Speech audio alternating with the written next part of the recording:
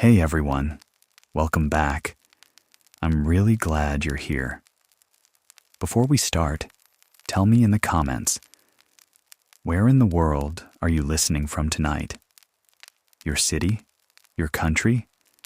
Even just your time zone? I love reading them. And it's a comforting reminder that we're all winding down together, far apart, but sharing the same quiet moment. And if you enjoy slow, gentle stories for sleep, please subscribe. It helps the channel grow, and it means you'll always have a new story waiting when you need one. Tonight's story is a historical bedtime tale set in 1492, told through the eyes of a ship boy sailing with Cristobal Colon, Christopher Columbus, on the Spanish voyage that crossed the Atlantic and reached the Caribbean, an expedition that opened sustained contact between Europe and the Americas. So get comfortable. Let your shoulders soften. Let your breathing slow. And when you're ready, we'll begin. In the summer of 1492, Palos de la Frontera was a town that lived by the river and the sea, a place where ropes dried like pale snakes on wooden rails, and the smell of tar clung to a man's hands even after he washed.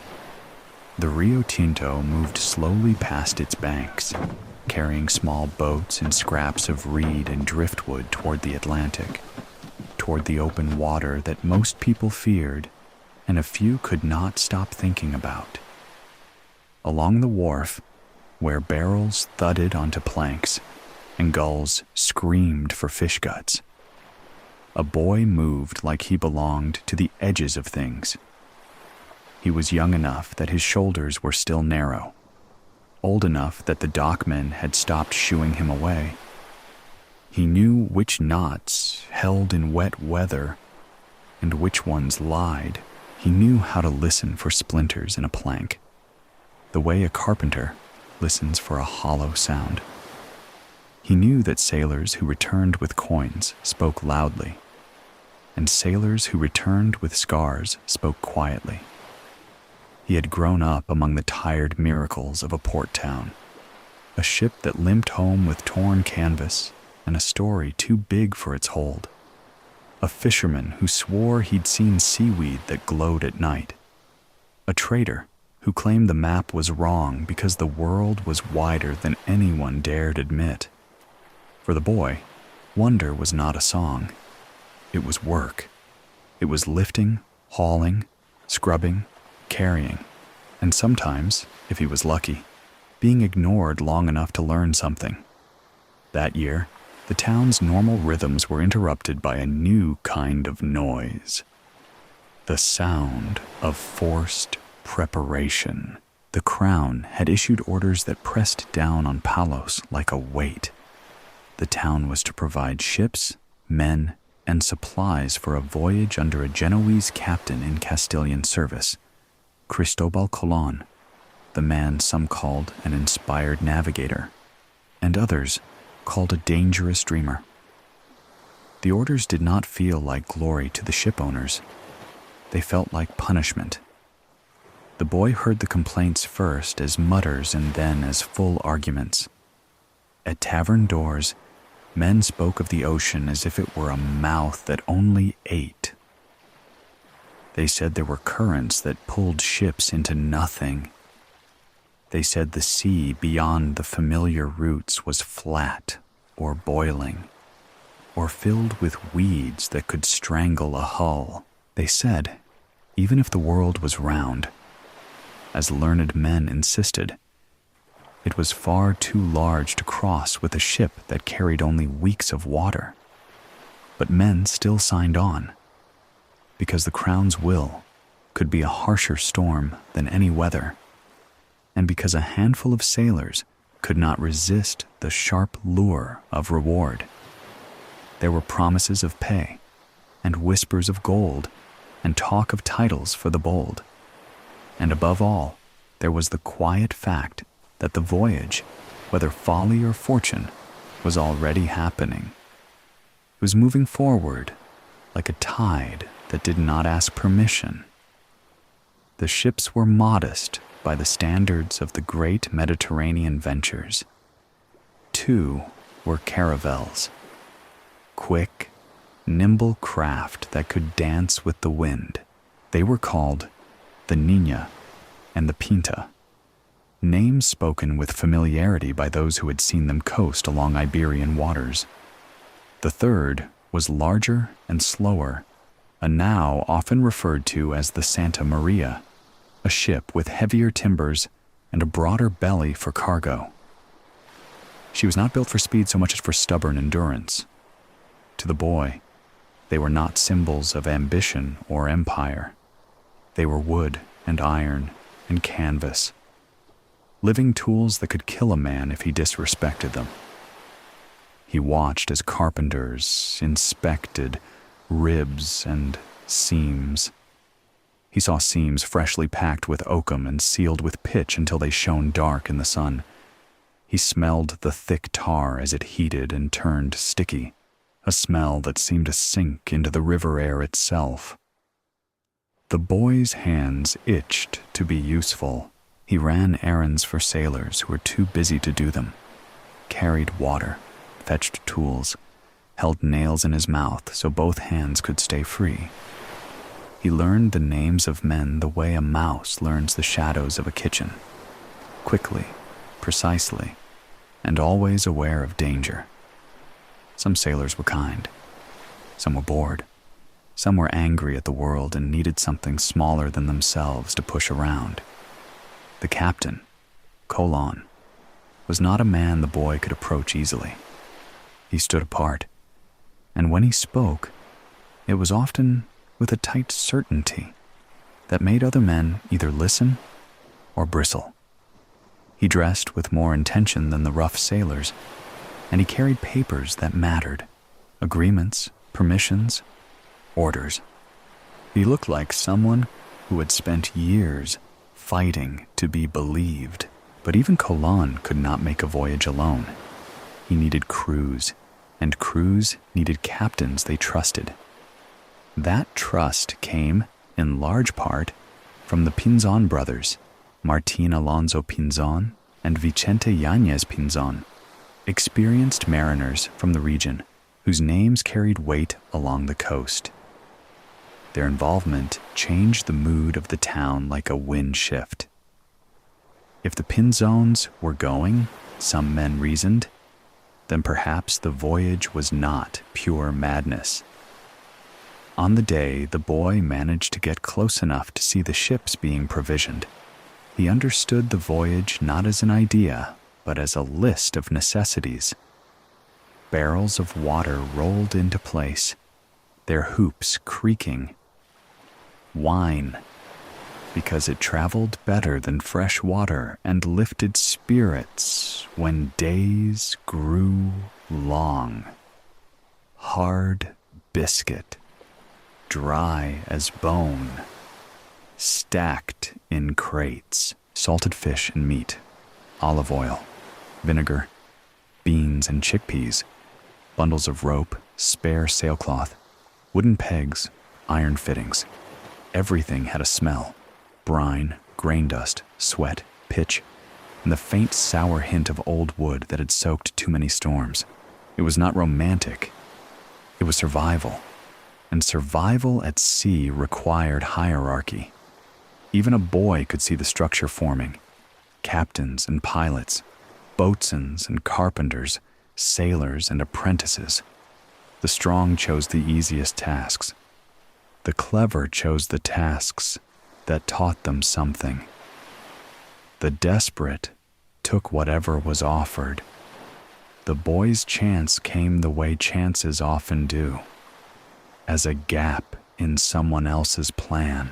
A sailor assigned to a ship fell sick or simply disappeared, leaving behind a space that had to be filled before the tide turned and the ships left without him. Someone needed another pair of hands. Someone needed a small body that could climb where large bodies could not. Someone needed a boy who would not argue about pay. He was brought forward, not with ceremony, but with the blunt practicality of a port town. His name, whatever it was in the mouth of his mother, mattered less than what he could do. Could he obey? Could he work? Could he keep quiet when he should, and speak up when danger demanded it? They tested him with simple tasks. Tie this knot, carry that bundle, climb the rigging, and bring down that coil without dropping it into the river. His palms burned. His arms shook. He did not complain. He had learned long ago that hunger did not care about pride. A boatswain, hard-eyed, sun-weathered, watched him with the expression of a man judging a tool. When the boy finished, the boatswain nodded once, a motion so small it might have been mistaken for a twitch. "You sail," the boatswain said, as if announcing tomorrow's weather. The word hit the boy like a wave. Sail. Not just along the coast, not just to familiar ports. Sail with the man who claimed he could find a new route to the Indies by going west across the ocean sea. Sail into the place where maps had more blank space than ink. That night, Palos did not sleep peacefully. The town's taverns filled with sailors drinking too much courage. Families argued in doorways. A few women wept quietly, the way people weep when they cannot change anything. The river kept moving, indifferent, carrying the last reflections of lantern light toward the ocean. The boy lay where he could, among sacks and spare rope, listening to the adult world settle its debts and fears. He thought of the sea as something vast and hungry. He thought of himself as small, but not useless. He had been small all his life. He had learned how to survive being small. At dawn, the port woke to the scrape of boots and the thud of barrels, the final rush of loading. The ships tugged at their moorings like animals that sensed the road ahead. The Niña and the Pinta looked light on the water, their masts reaching up with an eager sharpness. The Santa María sat heavier, patient and slow, a floating promise of shelter and confinement. Colon came aboard with the gravity of a man stepping into his own legend. The Pinzon brothers moved with practiced ease, speaking to sailors in a way that held authority without shouting. Orders traveled down the hierarchy like sparks. Haul, stow, secure, check, tie, fasten, ready. The boy was given a place and told what to do. He found himself among men whose hands were scarred from rope burn, and whose faces had been cut by salt wind for years. Some glanced at him with contempt, some with amusement, one or two with something like pity. No one called it discovery yet, not openly. That word belonged to people who were not about to stake their lives on rotting biscuits and uncertain winds. For most aboard, it was simply a voyage, one more dangerous job in a world full of dangerous jobs. But as the ships began to move, as the river widened and the mouth of the Atlantic opened like a dark gate, the boy felt something shift inside him. Fear, yes, real fear, the kind that dries the throat, but also a thin, bright thread of exhilaration, as if the world had suddenly unrolled an extra mile of possibility. Behind them, Palos shrank. The voices became indistinct. The shore turned into a line, then into a suggestion, then into nothing. Ahead was the ocean sea, and whatever waited beyond the horizon, whether it was land or ruin or both. And so, the boy sailed out with Cristobal Colon, not as a hero and not as a myth, but as a working pair of hands on a wooden ship that creaked and lived and carried them west. The voyage had begun. The ships did not leap cleanly into the open ocean the way impatient stories liked to pretend. They eased outward, first along familiar waters, and then into seas that grew less forgiving the farther they went. For a few days, the coastline remained a comfort, an outline in the distance, a reminder that land still existed and could be returned to. But even that comfort thinned as the route angled toward the southwest, away from Iberia and toward the Canary Islands. Among the men, the voyage still felt like two different things at once.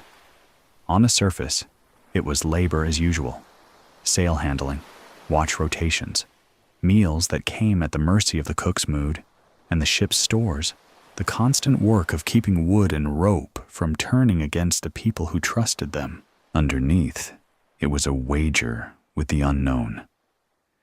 The ocean sea waded beyond the Canaries, wider than the sailors' ordinary routes, wide enough to swallow a ship without leaving a trace. The shipboy was called Diego, a name common enough to draw no attention and suitable for a youth who had grown up with salt wind in his hair and dock planks under his feet. He was in his middle teenage years, old enough to be useful, young enough that men still spoke over him as if he were furniture. That suited him most days. A boy who listened more than he spoke, learned things faster.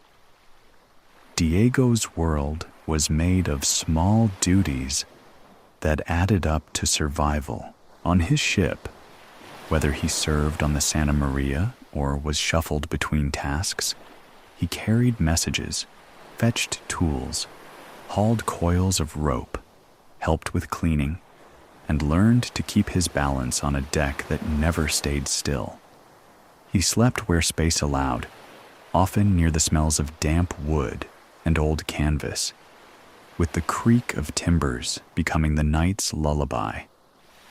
By late August, the ships reached the Canaries, that familiar chain of islands that sat like stepping stones off Africa's shoulder. Sailors knew them as a place to water and repair, to replace what broke before the true crossing began. The Canaries were also a last hinge of the known world. Beyond them, the western horizon belonged to rumor. Here, time slowed, not because anyone wanted it to, but because the sea demanded it. The Pinta, fast and proud, began to suffer trouble with her rudder. In the days that followed, men argued over the cause the way sailors always did when they were anxious. Some insisted the rudder had been sabotaged by those who feared the voyage, a quiet act of defiance meant to force everyone back to Spain. Others said it was simply wear, bad luck, or the punishment of salt water on wood and iron. Whatever the truth, the result was the same. Repairs were unavoidable. For Diego, the delay turned the expedition into a floating workshop. He watched carpenters and ship's officers inspect fittings with the tense focus of surgeons. He saw them brace the stern, remove strained parts, and replace what could be replaced. He smelled the pitch again, thick, hot, and sharp, seeping into seams as if sealing in the crew's hopes along with the oakum.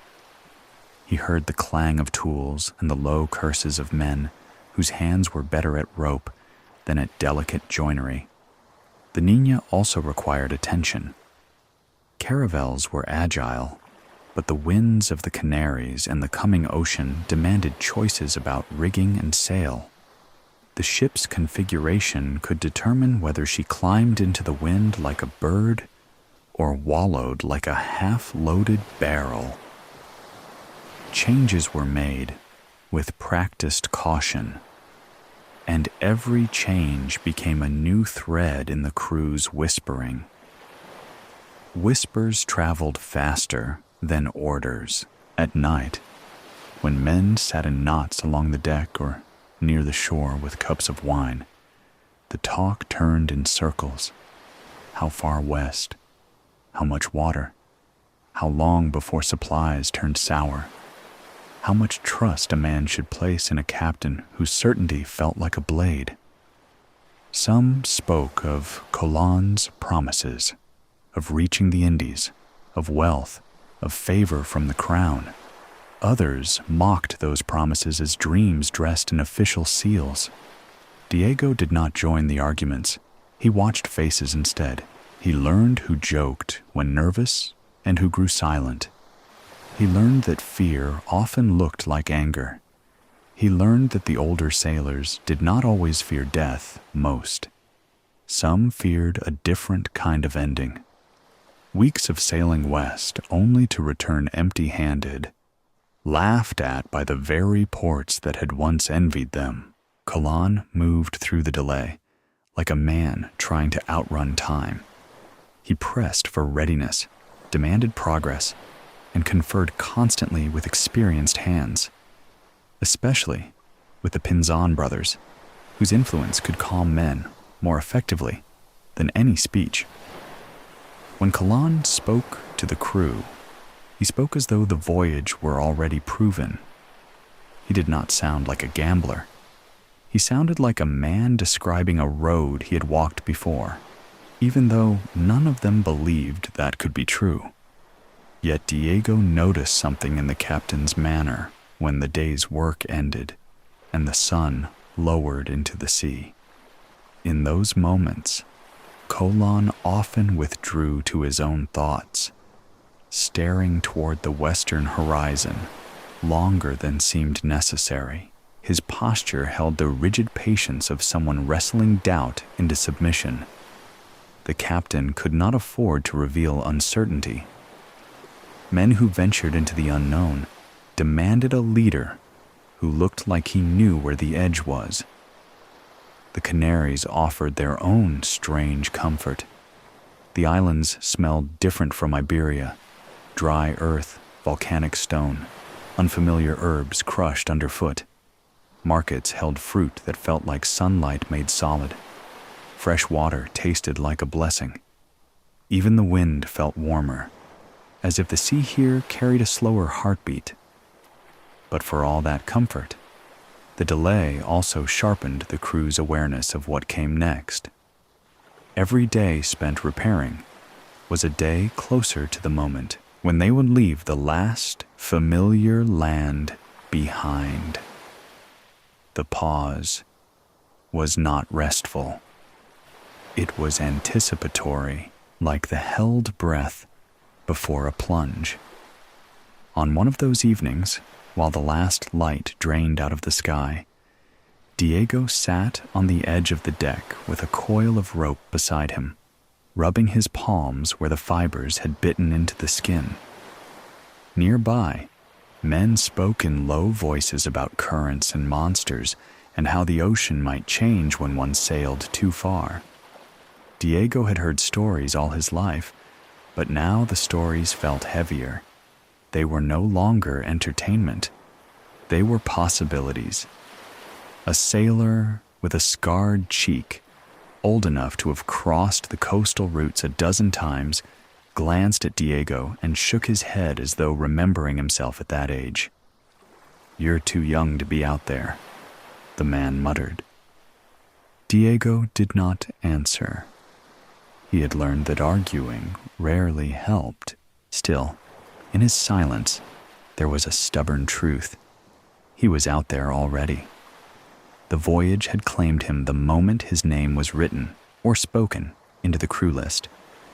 Youth did not exempt a person from the sea. The next morning, work began again before the sun fully cleared the horizon. The ships strained at their lines as if impatient. Repairs progressed. Stores were checked and rechecked. Barrels were rolled aboard and lashed tight. Sacks stowed where they would not soak up water. Every item became a promise. We will need this, and we hope it will be enough. The crew's mood shifted in small waves. Some men grew more disciplined, as if preparation could substitute for certainty. Others grew careless in a way that frightened Diego, laughing too loudly, drinking too quickly, behaving like men who believed fate could not be influenced.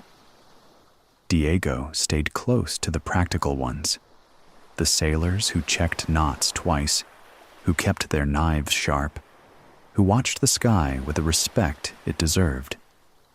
When the day finally came to depart the Canaries, it did not arrive with fanfare. It arrived like a sentence being finished. The ships lifted their anchors and drifted free. Sails rose, catching wind that felt both ordinary and ominous. The coastline of the islands began to recede, cliffs turning smaller, then softer, then dissolving into the sea's haze. Men watched until their eyes ached. Some watched with longing, some watched with relief, as if leaving land behind meant leaving doubt behind too. A few made quiet gestures of faith. Diego stood among them, his fingers gripping a line that hummed with tension. He did not understand navigation the way pilots did, but he understood departure. He understood that every mile west was a mile that had to be sailed back, if sailing back was even possible. He understood that the ocean did not care about promises made by kings. As the Canaries fell away, a new kind of silence settled over the ships. Not total quiet. There were always orders, always the slap of sailcloth, always the sea against wood, but a hush in the men themselves. The crew had spent weeks speaking their fears into the air. Now, with no land in sight, fear became something more private, more internal. It sat in throats and stomachs and tightened the muscles of men who tried to pretend they were not afraid. Colon remained firm. He gave commands and watched the sails. He consulted with his pilots, checking headings, reading the wind like a language. The Pinzon brothers moved among the men, steadying them with presence more than words. Diego began to feel the ocean change. Coastal waters had a certain pattern, a familiar restlessness. Out here, the swell grew longer, heavier, like breath drawn slow and deep. The horizon was a perfect circle that offered no clue, no promise, no direction. It was beautiful in a way that made a person feel very small. And as the first night of the true crossing arrived, darkness spreading like ink across the water, Diego realized what the delay in the Canaries had truly been: a final chance to turn back without shame. That chance was gone now. The ships sailed west into a world of water and wind, carrying men who tried not to imagine the distance ahead, and a teenage shipboy named Diego who listened to the creak of timbers and wondered quietly what the ocean would demand before it offered anything in return. Once the Canaries faded behind them, the voyage changed its character the way a road changes once it leaves the last village behind. Near land, sailors could measure progress by familiar signs: birds that nested on cliffs, floating weeds that hinted at shallows, the smell of earth carried faintly on the wind. Out in the open Atlantic, those signs fell away. There was only the moving face of water and the disciplined geometry of sky. The fleet settled into a rhythm that was both ordinary and strange. Ordinary, because ships always demanded the same things: sails tended, lines checked, decks kept clear, food portioned, water guarded. Strange, because every sunrise rose from a horizon that looked exactly like the day before, and every sunset sank into a horizon that offered nothing new. Even time felt different, stretched, thinned, repeated. Diego learned quickly that the sea did not care whether a boy felt brave. It cared whether he stayed useful. His tasks were the small, constant ones that kept a ship alive. He carried fresh water in careful amounts, because water was not only for drinking, but for cooking and cleaning wounds, and dampening cloth when heat became oppressive. He delivered messages between men who were too proud to shout to each other across the deck. He helped scrub the planks when fish guts and spilled wine made the footing dangerous. He assisted the carpenter, fetching pegs and nails, and listened to the older man's quiet lessons about how wood behaved when it was swollen with seawater. At first, the weather was gentle. The wind filled the sails with steady purpose. The ships moved westward under a bright dome of sky that seemed too clean for human worries. The sea rose and fell in long swells, rolling under the hulls like a sleeping animal's breathing. But the most unsettling change came not from storms, but from calm. The ships entered a region of consistent, favorable winds, the trade winds, that carried them west with reliable strength. For navigation, it was a gift. For the minds of the men aboard, it became a trap. The same wind that pushed them forward also threatened to become the wind that would never let them return. Sailors knew that patterns of wind could hold a ship in their grip like hands. If the wind blew steadily from the east, what wind would ever blow from the west to bring them home? Those thoughts did not appear in the captain's official words. They appeared in the crew's conversations, in the sideways glances, in the way some men began to stand at the stern and stare back toward the invisible world they had left behind. Colon, for his part, did what captains did when fear crept like damp into the ship. He kept the voyage moving forward, and he controlled information. The men knew they were tracking distance. Every ship did. Sailors counted leagues and noted headings. The pilots read the stars at night and watched the sun's height by day. They measured speed by the simplest method: a sense of how water moved past hull and rudder, how the wind pulled at canvas, how long a ship maintained a pace before the sea changed. But men were not only afraid of the sea, they were afraid of knowing how far they had gone. Colon began to announce one set of numbers aloud. Distances that sounded manageable. Distances that suggested they were not sailing too far into the west. Privately, in his own reckoning, he kept another count, a truer measure of how much water lay between them and Spain. The practice was not unusual in an age when morale could destroy a voyage faster than rot could. Still, it set a quiet tension into the ship, because sailors were not fools. They sensed when a leader was shaping the truth to fit the needs of frightened men. Diego did not know the exact distances. He knew only that the days had begun to stack up like identical boards in a carpenter's pile. He marked time by changes in the crew's faces. In the first week, men still had jokes. They spoke of what they would buy with their pay. They imagined spice markets in distant ports and women in bright fabrics and cities built of stone.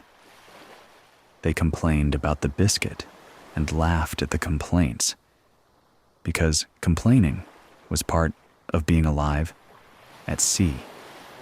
By the second week, the jokes thinned. Men began to chew their food without speaking, as if they were saving words. They began to argue over small things. Who had taken more than his share of water? Whose turn it was to scrub? Who had slept too long? It was not the arguments themselves that troubled Diego. It was the way the arguments needed no real cause. At sea, fear often looked for somewhere to land. The ocean itself offered strange comforts and stranger signs. Schools of fish sometimes flashed beneath the surface like thrown coins. Dolphins appeared in smooth arcs, traveling alongside the ships as if escorting them. At night, the water sometimes glimmered with bioluminescence, faint sparks where the hull cut through the dark. Diego watched those sparks and felt the world widen inside him. The sea was not empty. It was alive in ways he had never known. Yet even that wonder carried unease. A living ocean could also be an ocean that noticed you. One day, floating vegetation appeared, patches of weed and drifting stems. Some sailors leaned over the rails and pointed, their voices tightening. "Land," someone said, not with certainty, but with hunger. But no land rose. The weeds drifted past, and the horizon remained stubbornly clean. Later, more weeds appeared, thicker in places, suggesting currents that gathered the ocean's debris into slow-moving fields.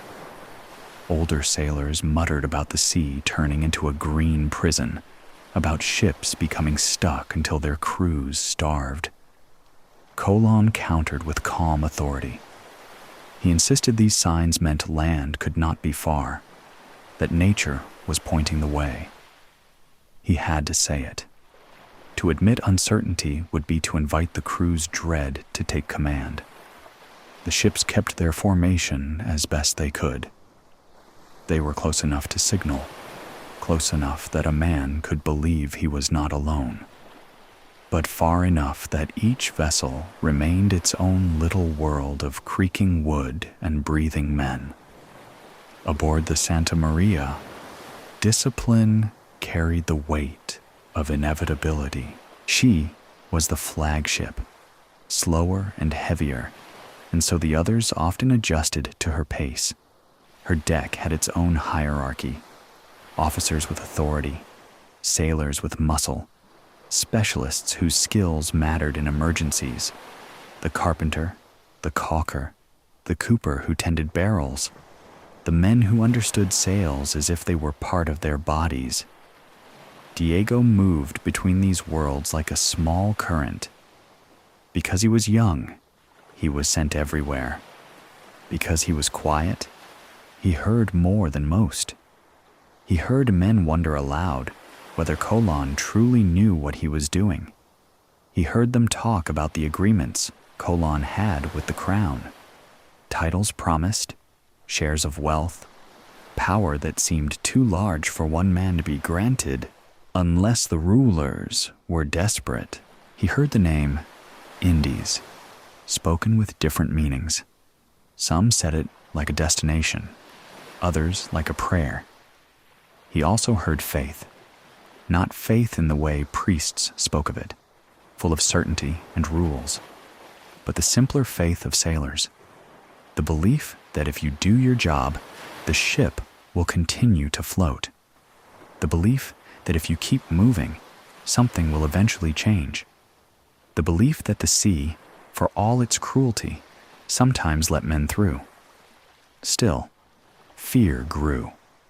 By the third week, some men began to speak more openly. They did not shout mutiny yet. They did not gather with knives in their belts and rage in their eyes. It was subtler than that. It was the way men began to question orders, not directly, but with tone. The way they delayed half a heartbeat before obeying. The way they looked to the Pinzon brothers for reassurance, rather than to Colon. The voyage was becoming a contest between distance and will. Colon attempted to bind the crew to routine. Watches remained strict. Prayer was encouraged. He offered small speeches that framed each day's progress as success. He pointed to signs, birds passing overhead, floating branches, weeds, and insisted these were proofs of nearing land, and there were birds. One evening, Diego saw them first, small shapes cutting across the sky, not the constant seabirds that followed ships for scraps, but land birds, ones that did not normally venture far from shore.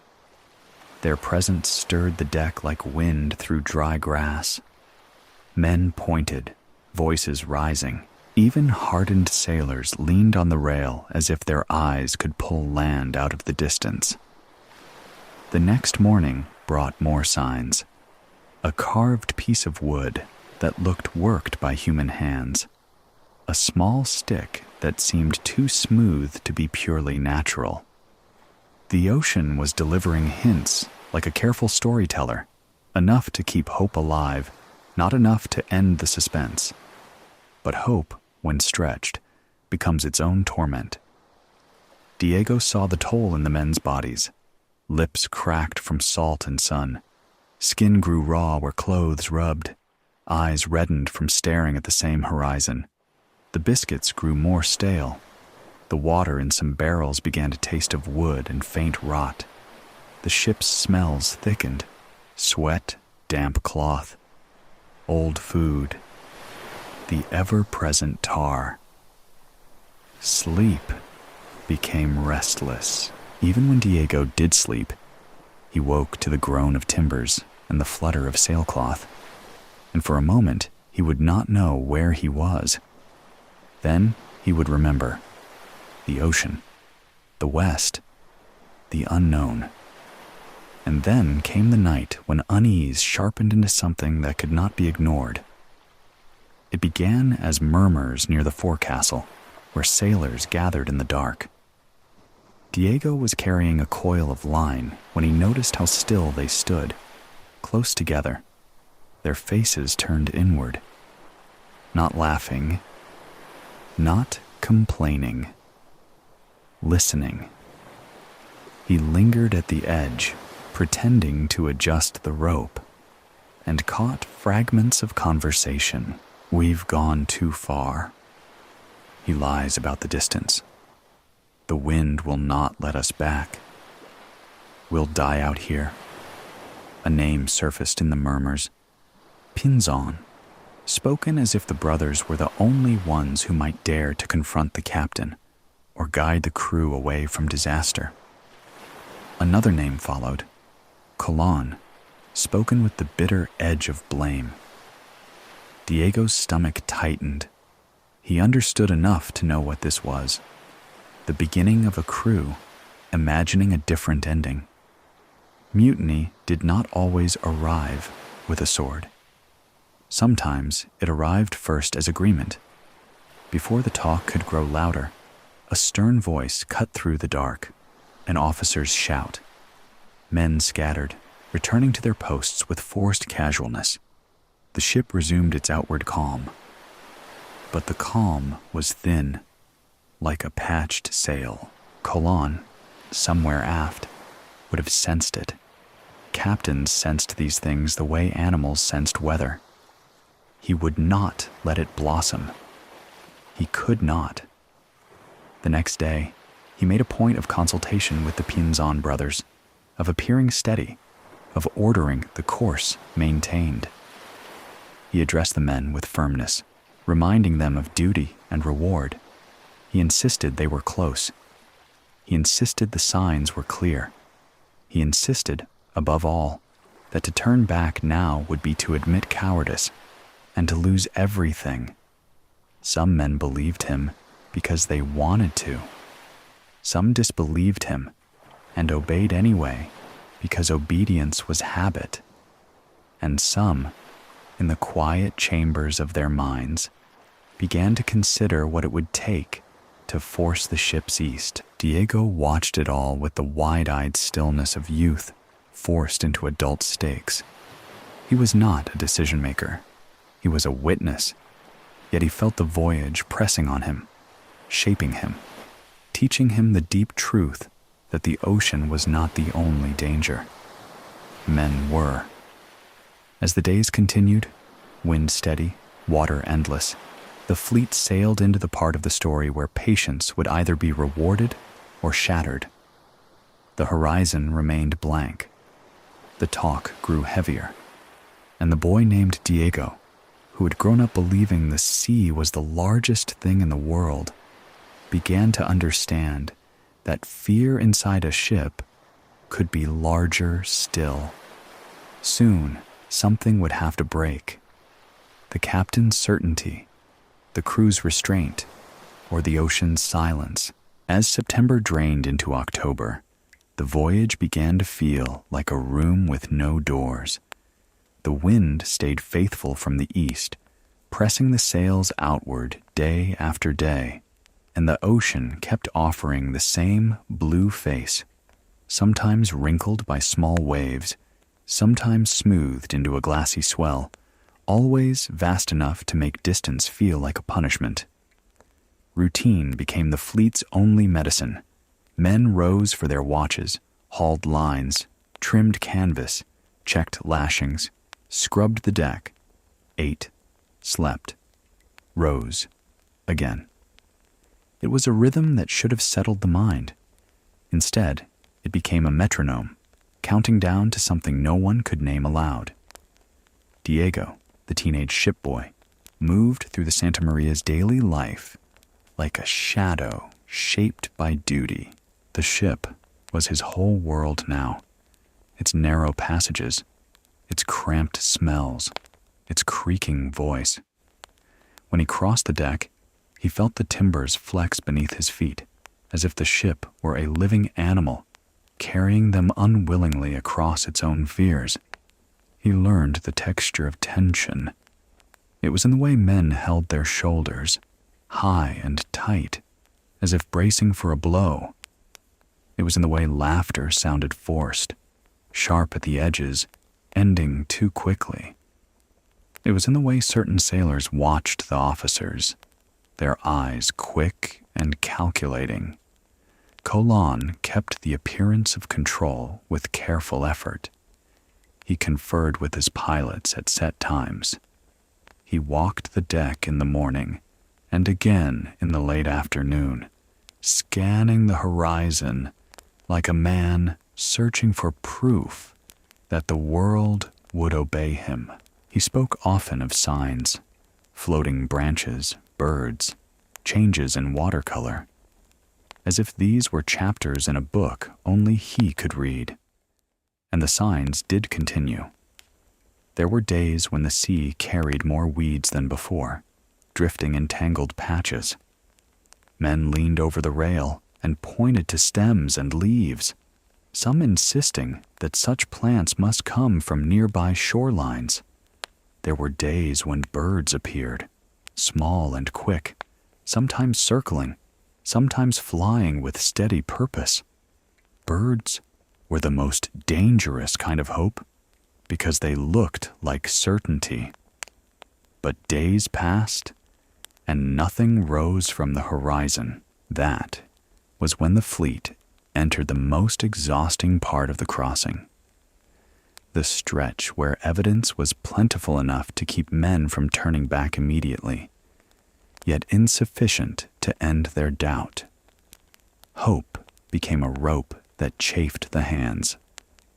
Diego saw the crew's patience erode in the smallest ways. A sailor snapped at another over a coil of line.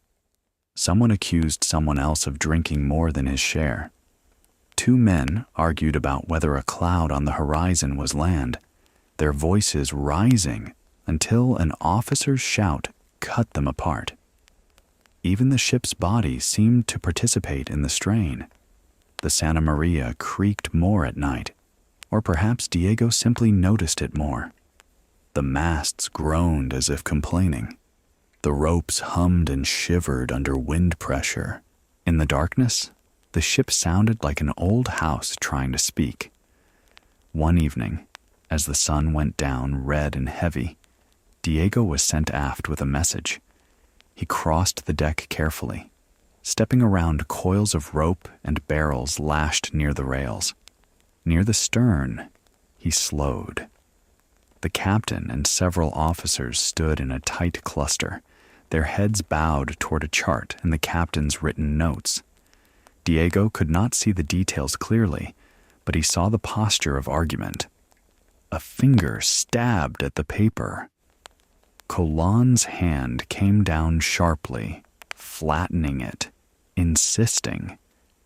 The officers' faces were tight, their mouths thin lines. He heard low words, leagues, course, winds, and then one phrase that lodged in Diego's mind like a splinter.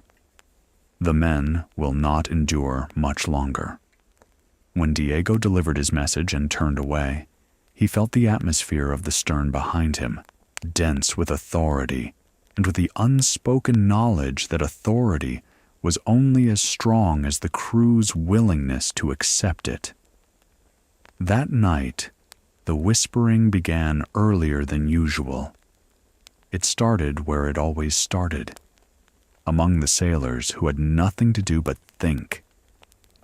Near the forecastle, men sat on coils of rope, their faces half lit by lantern glow. Their voices were low, meant to blend with the sea's constant sound. Diego, sent to fetch a bucket, passed close enough to catch fragments. He counts one distance for us and another for himself. We've sailed beyond any sane measure. He'll kill us to prove his pride. We should force him, now, before it's too late. A different man muttered, Pinzon would not let us die. That was how the Pinzon brothers' names moved through the ship, not as simple officers, but as anchors of regional trust. Many of the sailors aboard were not strangers to the Pinzons. Some had sailed with them before. Some had known their families. The brothers carried a kind of authority that did not come from royal letters, but from the accumulated weight of shared seas. Diego felt a coldness in his stomach. He had grown up hearing dockside tales of mutiny, how a crew could decide a captain was no longer a captain, how a voyage could end with blood in the scuppers. Those stories had always sounded like distant tragedies, the kind of thing that happened to other ships, other men. Now, he was inside one. A day later, the fleet experienced the most cruel kind of false promise. In the late afternoon, someone shouted from aloft, "Land." The word snapped through the air like a whip. Men surged toward the rail, squinting into the distance. Diego ran with them, his heart suddenly too large for his ribs. Far ahead, low on the horizon, there appeared a shape, dark, steady, not like a wave. It held its form even as the ship rose and fell. Some men fell silent, as if afraid sound might break it. Others began to shout prayers and curses and laughter all at once. Even Colon came forward, his gaze fixed, his mouth tight. Officers raised spyglasses or crude viewing tubes, straining to confirm what the eyes wanted. For hours, the ships crept toward the shape. Men watched as if hypnotized. Diego's palms sweated on the rail. The wind remained steady. The ocean glittered. The shape did not grow as it should have. And then, slowly, the illusion collapsed. The land thinned into cloud. The horizon returned to its blank circle. The promise vanished as completely as if it had never existed. The crew's reaction was worse than disappointment. It was fury. Hope had been pulled tight and then snapped. Men began to shout at one another. Someone screamed that the sea was mocking them. Another sailor threw a piece of biscuit into the water, as if spitting at a god. Diego saw one man sit down hard on the deck and cover his face with his hands, rocking slightly, as if trying to push the moment away. That night, the ship was full of sharp-edged silence. The officers increased their watchfulness. Colon's bodyguards, or those sailors closest to him, kept nearer than before. The captain himself remained outwardly composed, but his composure now had the stillness of something under pressure. On the following days, Colon leaned harder into certainty. He announced new signs. He insisted on the course. He promised that the voyage would be rewarded not only by land, but by wealth beyond anything the men could imagine. But promises do not feed a crew. By early October, the grumbling became open threat. The ocean remained wide. The trade winds continued. Every mile west was another nail sealing them into the unknown. On the Santa María, one afternoon's argument erupted near the mainmast. Diego was nearby, coiling a line, when he heard the raised voices. A sailor, broad-shouldered, dark-bearded, spoke too loudly, the words meant to travel. "He's lost us. He'll never admit it." Another voice answered, "Watch your mouth." The sailor spat on the deck. "What will you do? Report me? We all think it. We all know it." An officer stepped closer, hand resting on his belt knife, not drawing it, but making the possibility known. "You'll do your duty." The sailor's laugh was ugly. Duty. Duty to a man who lies about distance. Duty to drown? A few men shifted. Others stared at their feet. Diego felt the air thicken, the way it thickened before a fight. Then, Martín Alonso Pinzón appeared, moving into the space like a storm cloud that had decided not to break. He did not shout immediately. He did not threaten. He simply stood, his face hard, and let the silence gather around him. "You will not speak of turning this voyage with knives," he said, his voice low enough that men had to lean in to hear. "Not while I breathe." The sailor bristled. "And if the captain kills us with his stubbornness?" Pinzon's eyes narrowed. "Then we speak as sailors, not as murderers. You want to live? Then you keep the ship working. You keep the sails trimmed. You keep your hands busy, and you let the officers decide the course." It was not a speech meant to inspire. It was a statement meant to prevent disaster. The sailor glared, but he stepped back. The moment passed, not resolved, but postponed. Later, Diego heard that there had been a deeper confrontation, that Colon had been pressured by officers, by the Pinzones, by the accumulated weight of crew anger, to promise something concrete, a limit, a boundary. Some later said it was agreed they would sail only a few more days west, and if no land appeared, they would turn back. Whether that agreement was formal or only an understanding, it changed the air aboard. It gave the men a thread to hold, a promise that the voyage could still end with return. But it also sharpened the next days into a blade. If land did not appear soon, the voyage might not end with simple disappointment. It might end with the crew choosing their own ending. The sea, as if aware of the drama unfolding above it, began to offer more hints. Birds appeared in greater number. Not only seabirds, but those that looked like they belonged to trees and fields. The wind carried a faint sweetness at times. Some men insisted they could smell land, though others mocked the idea. Floating sticks and reeds passed by, and once a carved piece of wood that made men shout again, because carving meant hands, and hands meant people, and people meant shores. On October 11th, the mood became unbearable. The day's light felt sharper, the night's darkness heavier.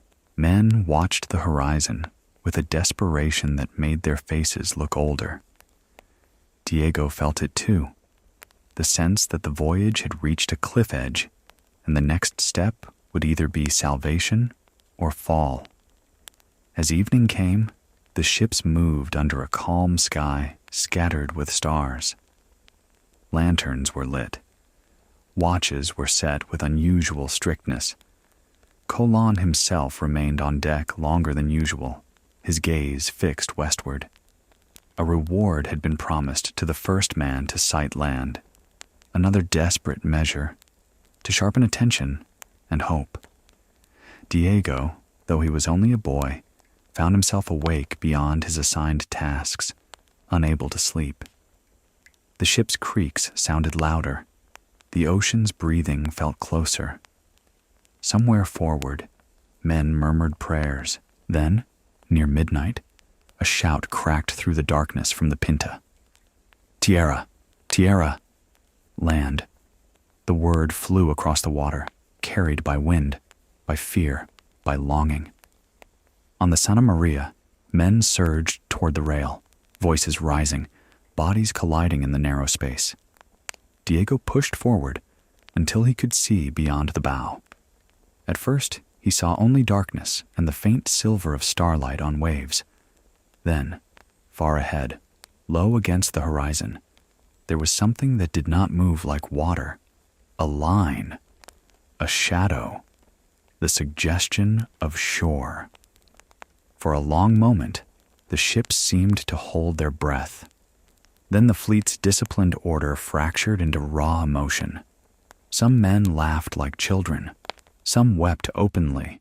Some fell to their knees. Others simply stood and stared, as if afraid their eyes were lying again. Diego stared too, his heart pounding. The horizon, so blank for so long, was finally broken. Land existed, and with it came a new uncertainty. What kind of land? What kind of people? What kind of fate? The ships adjusted their course, careful in the darkness. They shortened sail, slowed, and waited for dawn. No one wanted to smash into unseen reefs after surviving the ocean itself. The night stretched like cloth, pulled tight, and as the first pale light began to seep into the east, the shadow ahead gained shape. Green, low, and undeniably real. An island rose from the sea, quiet and waiting. The voyage had not ended. It had only reached the first threshold. Dawn came softly, as if the world were trying not to startle anyone. The light spread across the ocean in pale layers, revealing the fleet in a hush of drifting canvas and careful steering. Ahead, the island that had been only a shadow in the night now stood clear. Low land with green growth, a shoreline that curved gently, and water near the shallows that shifted from deep blue to a brighter, translucent color. After weeks of nothing but horizon, the sight of land looked almost unreal.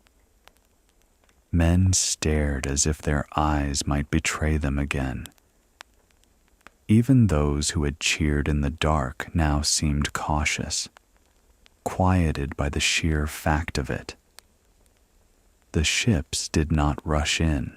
The sea around islands could be treacherous, reefs hidden under clear water, sandbars that could catch a keel, currents that pulled unexpectedly. Orders were given in clipped tones. Sails were adjusted. The ships moved slowly, as if stepping onto unknown ground with their hulls.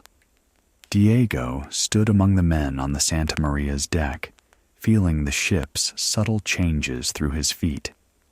He watched the coastline's details sharpen, pale sand, darker patches that might be rock or vegetation, and the suggestion of trees set back from the shore. The air itself seemed different. After so long at sea, the breeze carried a faint sweetness, green life warmed by sun, earth rather than endless salt. Men began to speak in short phrases, pointing, making guesses. Some claimed they saw smoke, others insisted they saw movement along the beach. A few stared silently, their faces blank with exhaustion and relief mingled together. Colon was visible near the stern, upright and formal, even after a night with little rest. He dressed for landing with deliberate care, as if the moment required not only courage, but presentation. The officers around him appeared equally attentive to ceremony. Flags were prepared, weapons were checked, not drawn in aggression, but readied in the way men readied themselves in any unknown place. The boats were lowered with practiced precision. Oars creaked. Men climbed down carefully.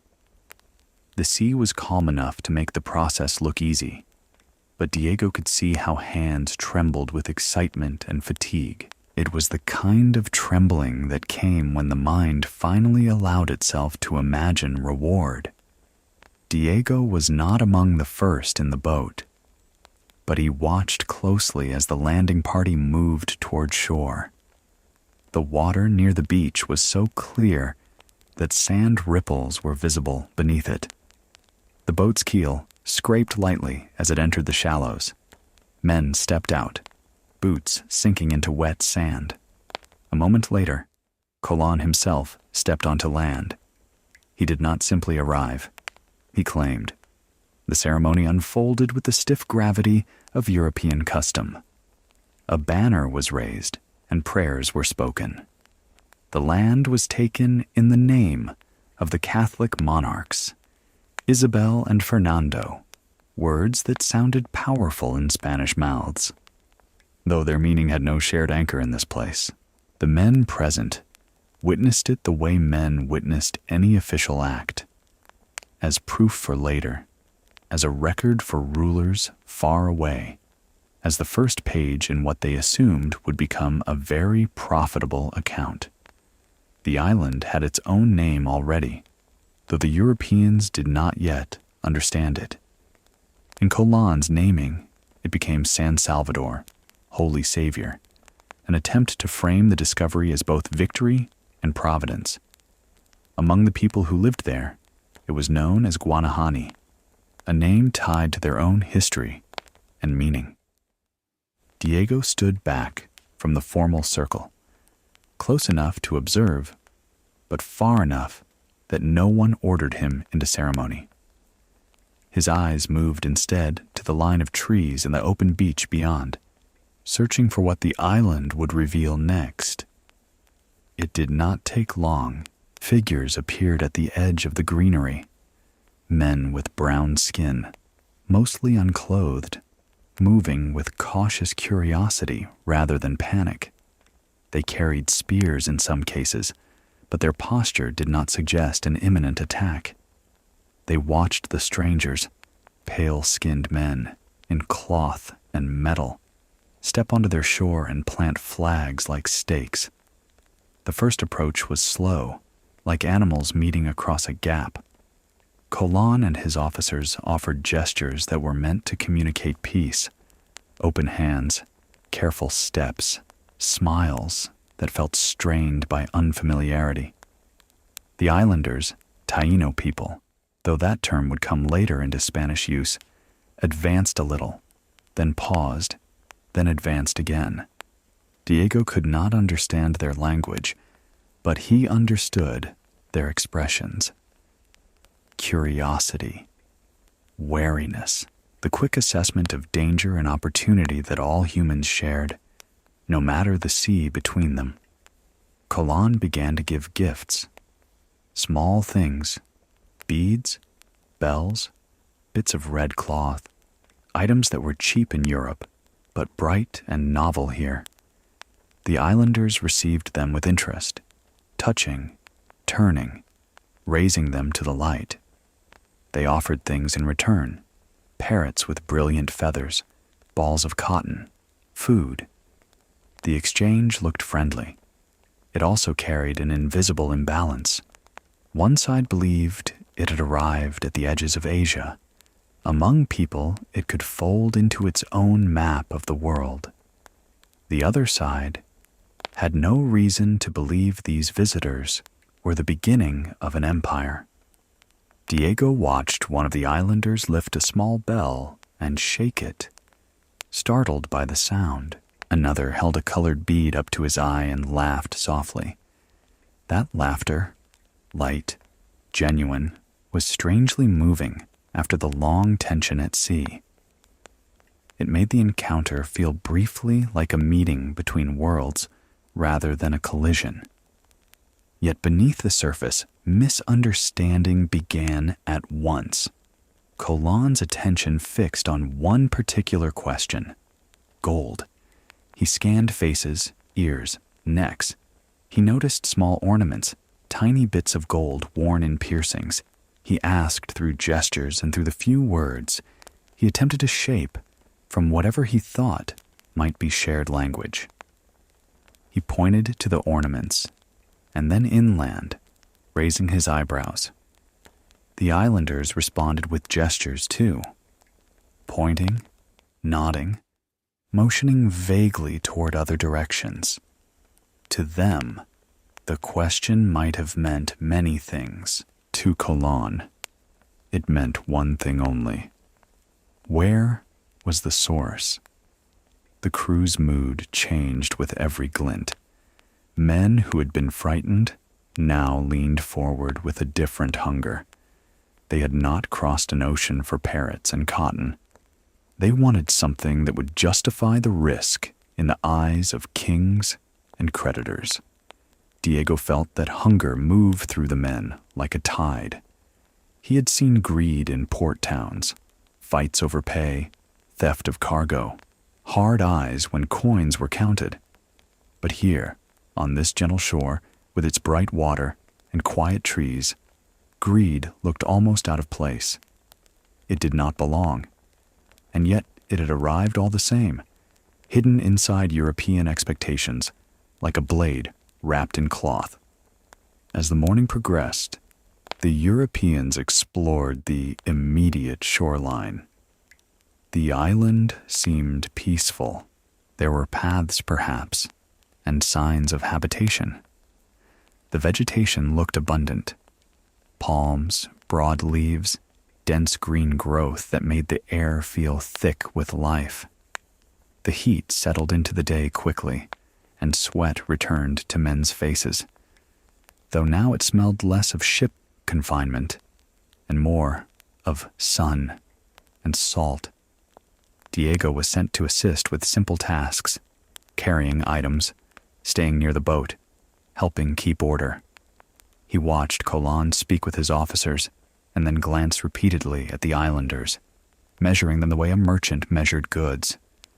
Colan's recorded impressions, later written for European eyes, would emphasize that the people seemed gentle, unarmed, easily persuaded, suitable for conversion and service.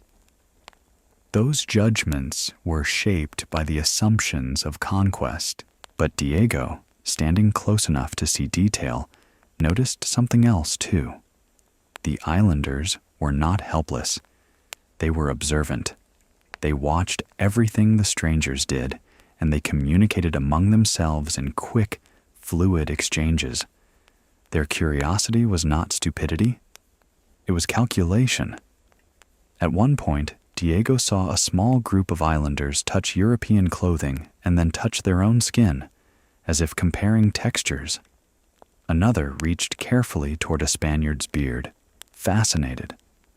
The Spaniard laughed, loudly, perhaps too loudly, and the islander stepped back, startled, before relaxing again.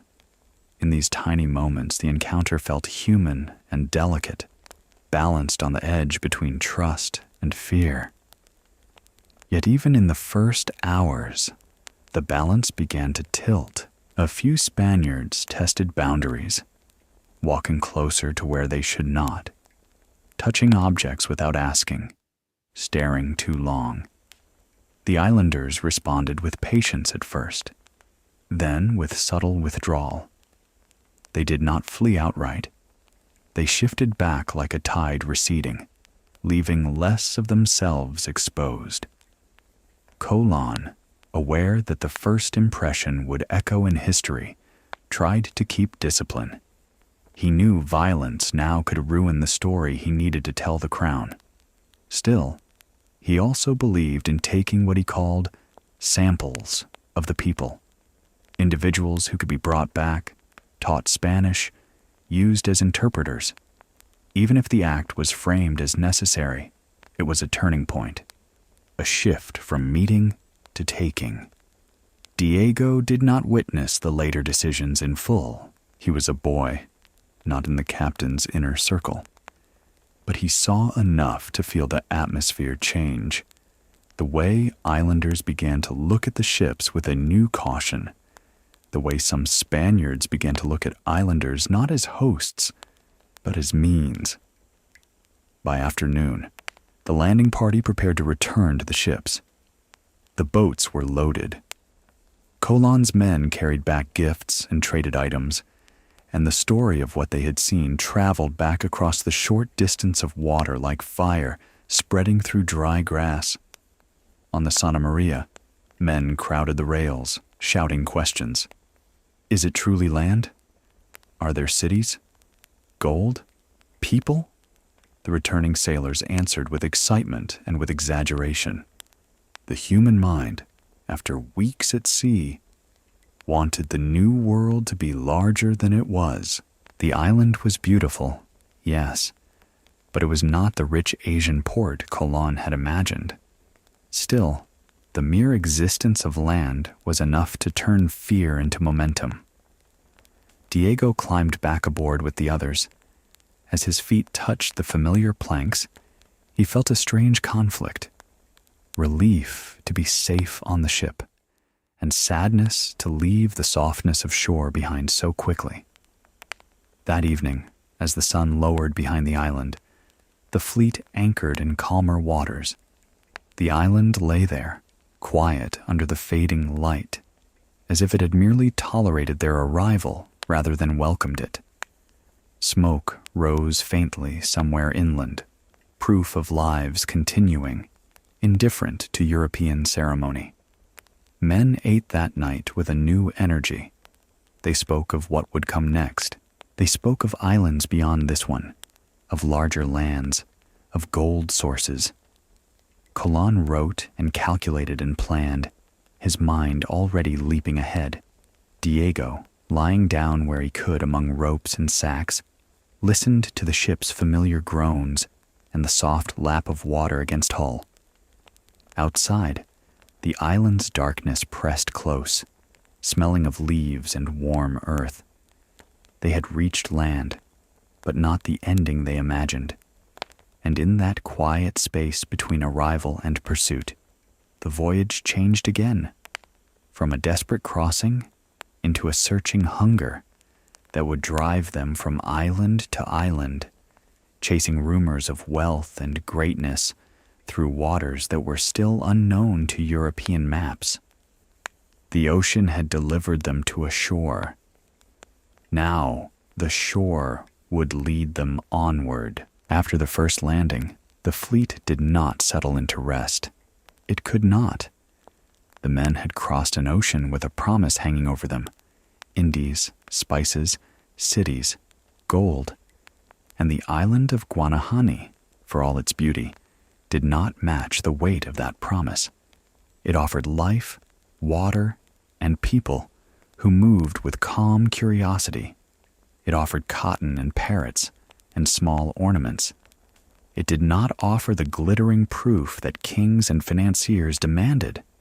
So the ships lifted anchor and began to move again, not with the slow dread that had carried them into the crossing, but with a new kind of restless urgency.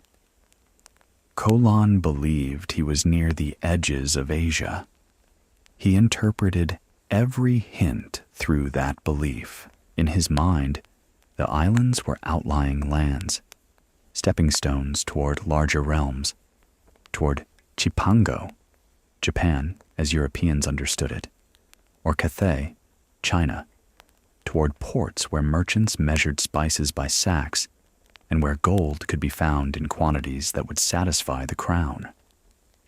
His maps were imperfect, his calculations shaped by older texts and hopeful assumptions. Yet his certainty remained, because certainty was the engine that kept men rowing when doubt threatened to stop their arms.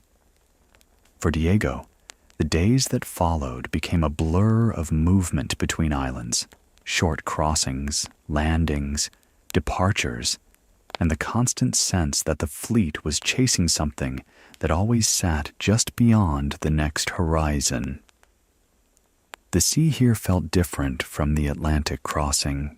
The water changed color in shallows, shifting to bright turquoise, so clear that the ocean floor could be seen like a patterned cloth. The air carried warmth that seemed to belong to another world. At night, unfamiliar stars sat over the masts like silent witnesses. But beauty didn't simplify anything. It only disguised danger. The channels between islands were threaded with reefs and sandbars. A ship's keel could scrape and splinter before anyone realized the water had become too shallow. Pilots watched the color changes closely, reading the sea's palette as warnings. Orders came quickly. Adjust course, shorten sail, sound the depth with weighted lines. Diego was kept busy with small tasks that suddenly mattered more. Fetch the sounding line. Carry word to the bow. Help coil rope fast, because the wind might shift and demand immediate trimming. The boy's hands were often raw, his fingernails black with tar and grime. Yet he felt, in a way he had never felt in Palos, that he belonged to something vast and dangerous and historic. Not glorious, but real. The fleet's contact with island communities repeated with variations, like a story told again and again with different faces. Each landing began with cautious approach. Spaniards stepped onto shore with their banners, their swords sheathed but present, their posture attempting confidence.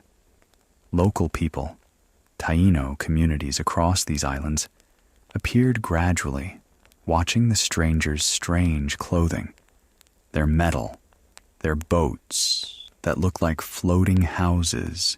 Colon instructed his men to offer gifts, and gifts were offered. Beads, bells, cloth, small objects that sparked delight and interest. In return, islanders offered food, water, cotton, and guidance, often through gestures, pointing toward other islands, nodding or shaking their heads at the Spaniards' questions. The exchange looked peaceful, yet every exchange carried a widening gap of meaning. The Spaniards kept asking about gold. They pointed to ornaments. They made circles with fingers. They mimed digging. They repeated words they believed might be understood. The islanders responded in the only language available: gesture, expression, direction.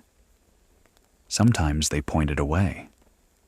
Sometimes they indicated another place. Sometimes they nodded, perhaps simply to please, perhaps because they thought the strangers wanted reassurance rather than truth. To Colon, every point inland and every gesture toward another horizon became evidence that gold lay ahead. To Diego, watching from the edge, it sometimes seemed like the islanders were trying to direct the strangers away, passing them on like unwanted guests. But other times the islanders seemed genuinely helpful, leading them to fresh water and safe landing points, offering fruit, showing them paths. Diego began to recognize how quickly friendliness could be turned into a tool by those who arrived with assumptions of ownership. On board the Santa María, the men's conversations shifted. They no longer spoke primarily of returning. Now they spoke of what they would claim. They spoke of the crown's rewards and how titles might be earned. They spoke of taking captives to serve as interpreters.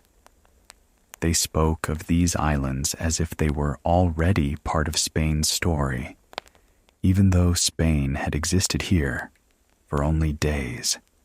Diego heard those conversations and felt something uneasy settle inside him. He had grown up poor, around men who believed the world belonged to the powerful. He understood hierarchy, but he had also seen, in the islanders' eyes, a kind of calm dignity. They were not living in poverty the way dockside boys lived in poverty. Their poverty, if a Spaniard called it that, was only an absence of European goods. They had food, community, and a place that seemed to provide for them. The Spaniards did not know how to measure that. As the fleet moved from island to island, the sense of chase intensified.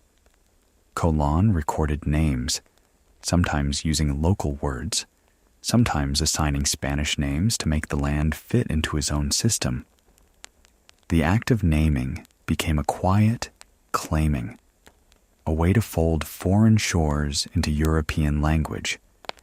The ship's carpenters and sailors also watched the physical world with practical eyes. They noted the quality of timber, the availability of fresh water, the presence of harbors. Men who had worried about dying at sea now worried about something else. How quickly could this place be made profitable? In one landing, Diego saw a moment that stayed with him. A group of islanders approached with gifts of food, fruit, perhaps cassava bread, maybe fresh fish. The Spaniards accepted eagerly. One sailor, perhaps thinking himself clever, offered a small bell and then reached for an ornament around an islander's neck, tugging at it as though it were simply an object to be taken. The islander stiffened. His expression changed, not into rage, but into a sudden guardedness. He said something in his language, quick, sharp. The Spaniard laughed as if it were all a game. For a second, the air sharpened. An officer stepped in, pushing the sailor's hand away, speaking firmly. The Spaniard muttered but backed off. The islander relaxed slightly, though his eyes remained wary. It was a small incident, easy to forget in a busy day, yet Diego saw in it the outline of what could grow. The Spaniard's casual sense of entitlement, the islander's patience wearing thin, the fragile thread of peace held together by discipline and luck. Colon's discipline was not always gentle. When he wanted something, he pushed for it. When he wanted interpreters, he took people, sometimes by persuasion, sometimes by force, sometimes by a mixture that made the act feel almost polite from a distance and deeply cruel up close. Diego watched as a few islanders were brought aboard, not with the posture of honored guests, but with the tense silence of people who had not chosen to leave. They were treated with a kind of careful restraint, not beaten, not openly abused, but held. They were fed. They were observed. They were questioned through gestures, their responses recorded and interpreted through Spanish desire. Diego did not fully understand the captain's reasoning, but he understood what it felt like to be powerless. He had been powerless in different ways all his life. Seeing it here, on a deck that smelled of tar and salt, made his throat tighten. The fleet continued west and south, following guidance that seemed to promise larger lands. The islanders pointed toward a direction that Spaniards interpreted as the route to something bigger, perhaps Cuba. Though the name would settle later, perhaps lands spoken of in local networks of trade and travel. By late October, the ship's movement gained a sharper purpose. The pilots and captains aligned on a course that carried them toward a larger silhouette on the horizon. When it appeared, it looked different from the smaller islands. It stretched longer, its coastline seeming to run beyond sight. The landmass rose with gentle hills. It looked like the edge of a continent, though the Spaniards did not yet have that word in their minds for it. Colon's excitement was visible. He believed this could be the beginning of the mainland of Asia, or at least a major island near it. He spoke more frequently now, his voice carrying energy that affected the crew like wine. Men who had been tired stood straighter. Men who had been skeptical watched with renewed interest. Diego watched too, feeling the fleet's mood turn again. The sea remained warm. The air smelled increasingly of vegetation carried out over water. Birds moved in greater number. At night, faint glows appeared on the horizon. Possible fires, possible illusions. In those nights, the men's sleep was lighter. They dreamed of gold. They dreamed of cities. They dreamed of returning home as men transformed. And still, beneath those dreams, uncertainty stayed, because every time the Spaniards asked the islanders about gold, the answers remained vague. Every time they asked about rulers and cities, the gestures pointed away, farther, always farther. The next place became a moving target that kept the ships traveling. At last, the fleet reached the larger land and began to coast along it, searching for safe anchorage. The shoreline offered coves and bays, and the water near shore was clear enough to reveal dangerous shallows. Sailors shouted depths. Orders flew. The ships slowed and turned like cautious animals. When they finally anchored and prepared to send boats ashore, the men's excitement was tense, coiled, almost painful. Diego stood near the rail, looking at the green line of land and the pale beaches. He felt the story shifting again. The first island had been a revelation. This larger land felt like a beginning of something more complicated. They had come seeking the Indies. Now, step by step, they were entering a world that would not fit the maps in their minds, no matter how many Spanish names they tried to place on it. And somewhere ahead, Colon believed, there must be gold, enough to justify everything. The ships rocked gently at anchor, and the warm wind moved through the rigging like a slow breath. Soon, they would go ashore again, and the misunderstandings would deepen, and Diego would see how quickly curiosity could turn into conquest when men believed the world existed to be taken. The larger land did not announce itself with towers or walls or ships in a harbor. It lay quiet under the sun, green and wide, as if it had been there forever, which it had, waiting without expectation for strangers to arrive and misname it. The Spaniards would come to call it Cuba, adapting a word they heard from local people, though in these first days, the meaning was still uncertain to them.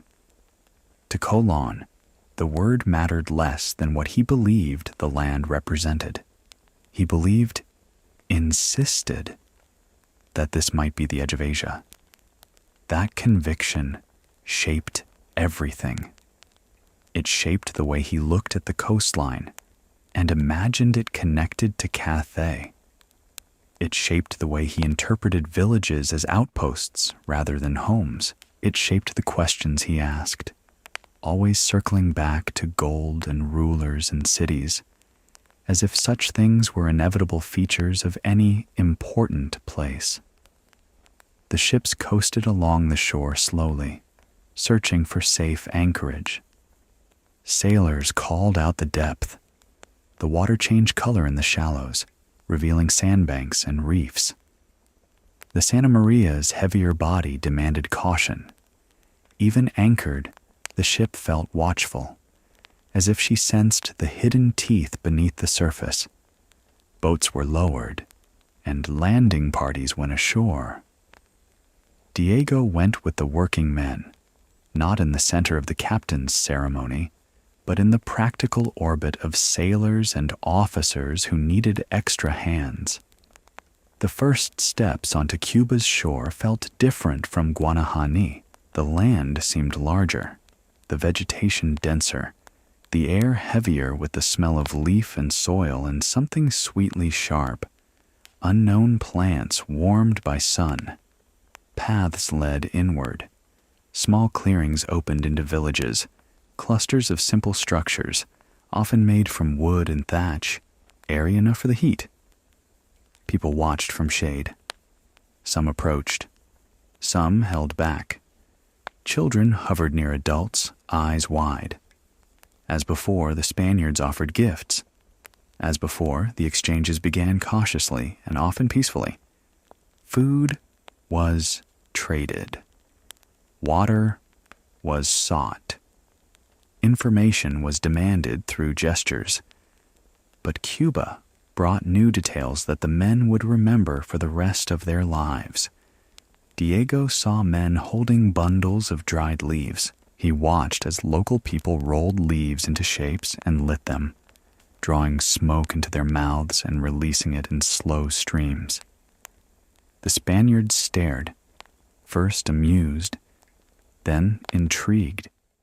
They had seen incense and smoke from cooking fires, but this was different, deliberate, ritual-like, almost calming. The smoke smelled earthy and strange, and it clung to the air in a way that made the moment feel dreamlike. Some Spaniards laughed and mimicked the action. Others frowned, suspicious of anything unfamiliar. Colon's men noted it as a curiosity, not yet understanding the role such plants would later play in Europe's hunger for new commodities. Diego, who had spent weeks smelling only salt, pitch, sweat, and stale biscuit, found the scent oddly soothing. It was proof that this land had its own rhythms, its own habits, its own quiet luxuries that did not match European ideas of wealth. Colon, however, remained focused on a narrower treasure. He wanted confirmation that this was near Asia. He wanted gold sources. He wanted contact with powerful rulers, because powerful rulers implied tribute. So he sent men inland, small parties of armed Spaniards accompanied by local guides, sometimes willingly, sometimes pressured. He tasked them with finding the king of the place, with locating mines, with seeking spices and signs of large-scale commerce. Diego did not go deep inland at first. He stayed near shore, assisting with the boats and the movement of supplies. But he heard the reports. When the scouting parties returned, they returned with stories that sounded both promising and disappointing. They spoke of villages that were orderly and calm, of fields and gardens, of people who offered food with cautious generosity. They spoke of rivers and forests and birds, with colors like bright cloth.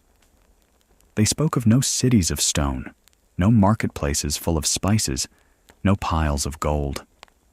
Yet they also spoke of rumors, always rumors, of places farther on where gold existed, where powerful leaders lived. And those rumors were enough to keep Colon's hunger alive.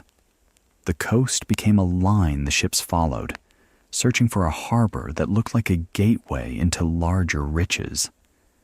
The Santa Maria, heavy and slower, maintained a measured pace. The Niña and Pinta moved ahead at times, scouting. On board, the crew's emotional balance shifted again. At sea, they had feared not returning. Now, with land around them, fear took new forms. Fear of failing to find what the crown expected. Fear of returning with only stories and parrots. Fear of having suffered the ocean for nothing. Some men began to blame the land itself, as if it were withholding wealth out of spite. Others blamed the islanders, assuming they were hiding gold. Others blamed Colon, though more cautiously now, because he had been proven right about land existing and thus gained a new authority in their eyes. Diego listened, and his thoughts remained complicated. He saw that the local people did not behave like subjects of a vast empire. Their villages felt communal, not hierarchical in the ways Spaniards expected. Their wealth was not stored in glittering metal, but in food, knowledge, and place. They did not appear to live in fear of a king's soldiers. They moved through their world with familiarity and ease. To many Spaniards, that ease looked like simplicity, even weakness. To Diego, it looked like belonging.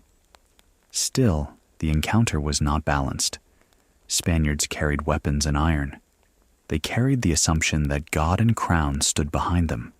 They carried diseases in their bodies that had not yet shown their full cost. The islanders could not know the long shadow that had just stepped onto their shore. Colon's determination hardened into policy. In early November, he took a step meant to serve his story and secure his control. He ordered 2 men to go inland and make contact with what he believed were important leaders, and he instructed them to observe whether the land held signs of gold. They traveled with interpreters, some islanders taken aboard earlier, whose presence made the journey possible, and also made it a reminder of power. When they returned, their descriptions did not satisfy Colon's dreams. The land was rich in life, but not in the specific riches Europe wanted. The people were welcoming, but not the subjects of an emperor. The great cities were missing, and yet Colon would not let the idea go. He insisted, even in the face of evidence, that Cuba must be part of Asia. He had invested too much in that claim to admit he was somewhere else, somewhere unimagined, would be to admit his maps had been wrong in ways he could not yet explain. To reinforce his belief, Colon took another unusual step. He required some of his men to swear statements affirming that Cuba was the mainland of Asia. These statements were not born of knowledge. They were born of necessity. A leader who needed the world to be a certain way sometimes demanded that others speak as if it already was. Diego watched those sworn declarations with a strange mixture of awe and discomfort. He had always known that powerful men could shape truth. Seeing it done so plainly, with ink and authority, made him feel older. The days along Cuba's coast remained busy with landings and short sailings. The ships found sheltered bays where water was calmer, and the crews repaired what needed repair. Fishing provided fresh food at times, improving spirits. The men drank less heavily than they had at the Canaries, perhaps because the land's presence made the stakes feel immediate. In some villages, the Spaniards observed local practices with fascination. The hammocks, woven beds suspended above the ground, astonished sailors accustomed to sleeping on hard planks. The idea that a person could sleep cradled by air seemed like a small miracle. Diego saw some Spaniards laugh at first and then envy it openly. Yet even in these moments of wonder, Colon's mission pressed forward like a weight. The search for gold intensified. The Spaniards questioned local people repeatedly, pointing, gesturing, showing bits of metal, trying to communicate hunger in a language that had no shared word for it. The islanders responded with patience, but patience is not endless. Diego began to notice more cautious distance in faces, more guarded movements. Hospitality does not thrive when guests behave as if the house belongs to them. Then, as the fleet continued, they encountered news, through gesture and interpreters, of another large island to the east, Hispaniola. The name in local speech sounded different, but to Spaniards it became a new hope, a new target. It was described, or at least interpreted, as a place where gold might be found more readily. Hope shifted direction, like a compass needle snapping to a new magnet. Colon decided to turn. Cuba had not delivered what he wanted, or at least not quickly enough. Hispaniola promised more contact, more wealth, more proof that the voyage was not merely a geographic miracle, but a profitable one. The ships altered course, leaving Cuba's coastline behind. Diego stood on deck as the green land receded. He watched it fade into the haze the way Palos had faded weeks before. He felt a quiet sadness he could not fully explain. Cuba had seemed peaceful, its villages open, its air full of life. Leaving it felt like leaving a gentle chapter unfinished. But the fleet was not here to read gently. It was here to take the story by the throat and force it into the shape the crown expected. As they sailed toward Hispaniola, the sea between islands felt calmer than the Atlantic. Yet the voyage's tension remained. The crew carried a new kind of hunger now, sharpened by proximity. They believed gold was near. They believed riches waited just beyond the next shore. And Diego, still a boy among men, felt the uncomfortable truth growing clearer with each day. The crossing had been the first test, but the harder test might be what they did once they arrived. The sea between Cuba and the next land felt almost gentle, as if the ocean were trying to lull the ships into forgetting what it could do. The swells rolled softer here, the air warmer, and the nights carried a steady quiet, broken only by creaking rigging and the occasional call of a sailor on watch. After the long Atlantic crossing, these island waters seemed like a sheltered corridor.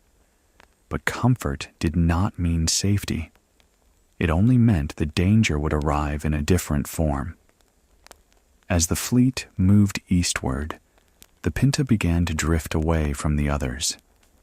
At first, it looked like ordinary scouting. Caravels were faster and often ranged ahead or to the side. But distance grew, and then it became clear the separation was not accidental. Martín Alonso Pinzon, captain of the Pinta, had his own instincts and his own ambitions. Rumors of gold pulled at him like a hook. Some aboard the Santa María muttered that he was chasing profit for himself, hoping to return to Spain with the richest proof and the greatest credit. Colon's reaction was a tight kind of fury, the sort that could not be shouted freely without risking the crew's fragile unity. He signaled. He waited. He pressed on with the ships he still controlled. The fleet, once 3 voices moving together, became uneven. 2 ships and a missing shadow. Diego, on the Santa María, felt the absence as an unease in the air. Ships at sea were not merely wood.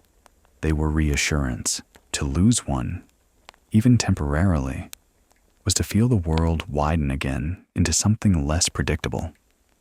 The coastline of Hispaniola began to rise from the horizon like a deeper breath of land, larger, more varied than the smaller islands, with hills and long stretches of green. The Spaniards would name it La Española, Hispaniola, imagining it as a kind of mirror of their own homeland's promise. But the land already belonged to a web of communities and chiefdoms, to people who had long known its rivers, mountains, and coasts.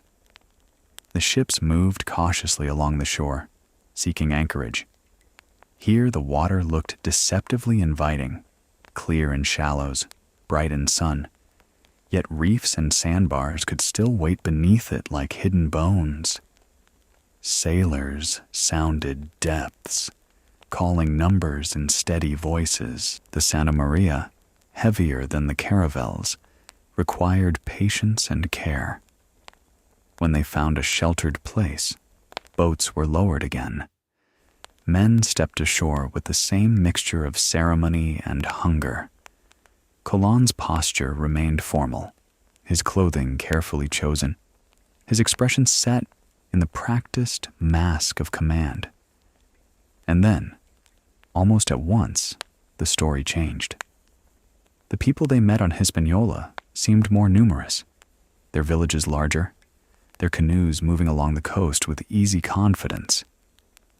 Where earlier islands had felt like quiet introductions, this land felt like a room where many lives were already speaking at once. The Spaniards were still strangers, but the strangers were now being measured by a society that had its own leaders, its own alliances, its own ways of reading danger. Colon's men, through gestures and through the islanders who had been taken aboard earlier and forced into the role of interpreters, began to learn the outlines of local power. They heard of caciques, chiefs, and of regions with names and rivalries. They also heard, again and again, about gold. It did not appear as piles or ingots. It appeared as something quieter, tiny gleams in ornamentation, faint traces in river sands, hints that certain streams carried yellow metal the way they carried pebbles. To Spaniards trained to equate gold with destiny, those hints were enough to inflame the voyage into something sharper. Diego saw the change in the crew immediately. Men who had once stared at the horizon with dread now stared at hands and necks and ears, looking for the faint yellow glint that meant justification. They began to speak of rivers the way thirsty men spoke of wells. The contact that followed was not a single moment, but a series of meetings, each one building on the last. Gifts were exchanged. Food was offered. Local people brought fruit, cassava bread, perhaps fish, freshness that felt like a blessing after ship rations. The Spaniards offered beads and bells again, and the islanders reacted with interest, though now Diego could sense something else in them too. Careful evaluation. They had seen these floating houses arrive. They had watched the men in cloth and metal. They were not naive.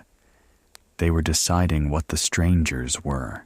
Colon pressed for information with relentless focus. He asked about gold sources. He asked about powerful rulers. He asked about places farther inland. And the answers, filtered through gesture and partial understanding, often seemed to point him toward one conclusion. There was more ahead. Eventually, the Spaniards made contact with a local leader whose name would echo in European accounts. Guacanagarix, a cacique of the northern coast region. The The meeting unfolded with an air of hospitality that felt, at first, like relief. Guacanagari's people approached with open offerings, and their leader received the Spaniards with a generosity that Colon quickly interpreted as goodwill, and, perhaps, as a sign that these people would be easy allies. Diego watched from the edge of one gathering, near where boats were pulled onto sand and the Spanish sailors clustered together.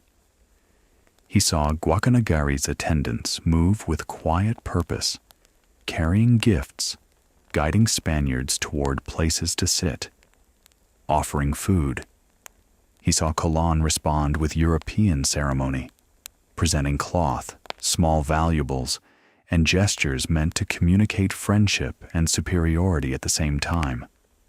A strange calm settled over the encounter, the kind that can exist when two groups are trying, each for their own reasons, to keep things smooth. The Taíno of Hispaniola had their own political calculations, their own enemies, their own reasons to either welcome or manage newcomers. The Spaniards had their own calculations too, driven by crown demands and by Colon's personal ambition. For a few days, it seemed the voyage might turn into something almost peaceful, exploration supported by local hospitality, a gradual learning of terrain, a slow gathering of information. But that peace was fragile, and it rested on misunderstanding. Colon's men began to travel along nearby rivers, searching for the faint gold that had been promised by gestures and rumor. They found small amounts, tiny grains and flakes, enough to prove that gold existed here, not enough to satisfy the hunger it created. Each speck became both confirmation and provocation, proof that there must be more, somewhere, if only they pushed harder. The crew's behavior shifted in ways Diego could feel, even when no one spoke. Men became more impatient on shore, more demanding. They stared longer, asked more insistently, and began to assume that if gold was not produced, it must be hidden. The language barrier made every interaction brittle. A smile could mean politeness or fear. A nod could mean agreement or confusion. A gesture toward distant hills could mean, "There is gold there." Or it could mean, "Please go that way and leave us." On the Santa Maria, nights remained full of restless talk. Men spoke of returning home rich. They spoke of building fortunes. They spoke of what they would do to ensure the voyage was not remembered as a miracle without profit. In those conversations, Diego heard less awe and more possession. He also noticed Colon's growing urgency. The captain understood that landing on new shores was not enough. He needed a lasting claim, a foothold that could be defended and expanded. He needed a reason for the crown to send more ships and grant him more power. Each day on Hispaniola sharpened that need. Then, as December deepened, the fleet's delicate balance was struck by a more immediate danger, the kind that did not come from politics or gold, but from the sea itself. The Santa Maria remained anchored or moving cautiously along the coast. Watches were set, yet fatigue lived in every body aboard.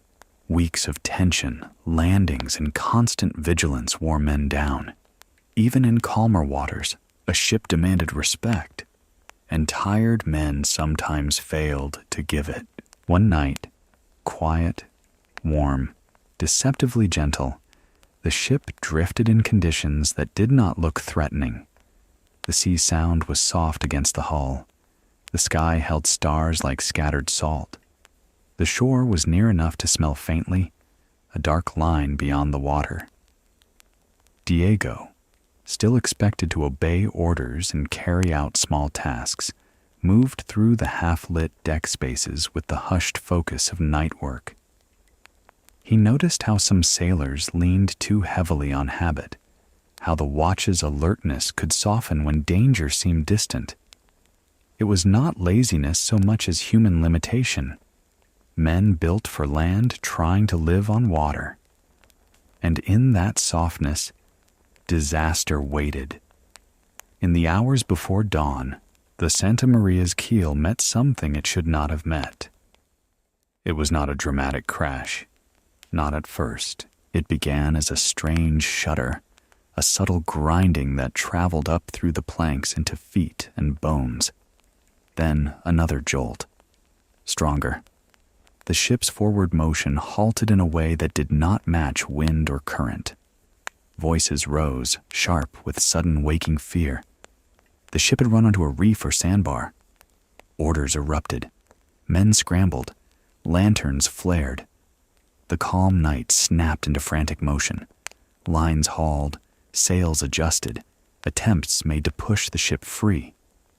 The carpenter's face appeared, grim and alert, already imagining what damage might be spreading below the waterline. Diego stood amid the chaos, heart hammering, as the Santa Maria, proud flagship of the voyage, held fast in the shallows like a wounded animal. Out on the dark water, the Niña remained afloat, and the coast of Hispaniola lay close enough that help might come, close enough that witnesses would see this failure. And somewhere out there as well, the missing Pinta was still absent, chasing its own horizon. In the confusion, in the shouts and scrambling feet, one truth became impossible to ignore. The voyage's greatest dangers were not behind them. They had merely changed shape. The ocean had carried them to Hispaniola, to promise and rumor and gold flakes in river sand.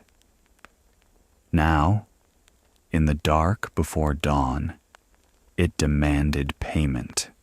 The grinding beneath the Santa Maria did not stop. It continued in slow, ugly pulses, wood complaining against stone or sand with each lift of the swell. The sound traveled through the ship like a warning that could not be ignored. Men who had been half asleep moments before now moved with frantic purpose, their bodies jolted awake by the oldest fear a sailor knew, the fear of a ship no longer obedient to water. Lantern light shook across faces. Shadows leaped and twisted on the rigging. Orders flew, overlapping, turning the deck into a storm of voices even though the sky above remained calm. Colon was on deck quickly. If he had been sleeping, it had not lasted long. He took in the situation with the hard stillness of a man who knew that command could not change the reef under his keel. Officers clustered. The boatswain shouted for hands. The carpenter began issuing his own sharp instructions, because when wood threatened to fail, the carpenter's authority rose like a tide. They tried the first remedies that sailors always tried. They shifted weight. They hauled lines. They attempted to back the ship off the obstruction, using sail and rudder as if force could undo physics. Men strained at ropes until their arms shook. Someone called out depth readings in a voice that cracked. The Santa Maria shuddered again, but did not come free. Instead, she settled more firmly, as if the sea itself were pushing her down onto the reef. Diego was sent running. Fetch this, carry that, bring a lantern. Find the carpenter. Deliver a shouted message from one officer to another. He moved fast, barefoot or in thin shoes that slipped on damp planks, his heart pounding as the ship's body groaned around him. Then came the moment when effort turned into understanding. The carpenter reported what his hands and ears already knew. The ship was taking damage. The keel and lower timbers were stressed. The sea's gentle movement was not helping. It was slowly working the ship against the reef, opening seams, grinding wood until water would find its way inside. If they did not get her free quickly, she would become something else. No longer a ship, but a breaking thing. Colan's face tightened. He was a man whose story depended on this vessel.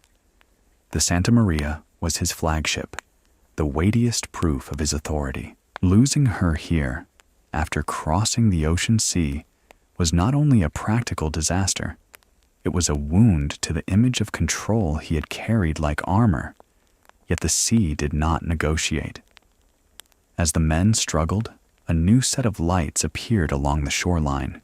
Torches, fires, movement. The local people had seen the commotion and were coming. Canoes sliding into the water, silhouettes moving quickly across the shallows with a calmness that contrasted sharply with the Spaniards' desperation. Guacanagari's people arrived not like attackers, but like rescuers. Canoes came alongside the grounded ship, men paddling with quiet strength. They called to one another in their language, coordinating with a confidence born of knowing these waters intimately. Some came close enough to the hull to assess the situation. Others began helping carry goods, taking items from the ship into canoes, moving them toward shore before the sea could claim them. The Spaniards, at first, were suspicious.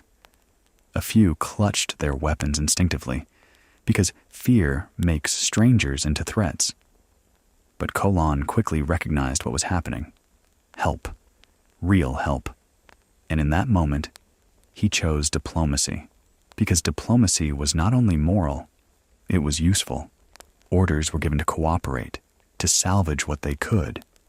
Barrels, sails, valuable supplies, weapons, and trade goods were passed down into the waiting canoes. The work became a chain of hands, Spanish and Taino together in a frantic, careful rhythm. Diego joined that chain, carrying lighter items, passing them to older men who steadied them, watching as goods disappeared into the night toward shore. The sea continued to move, and with each movement, the Santa Maria's fate grew more certain. By dawn, it was clear she would not be saved as a sailing vessel.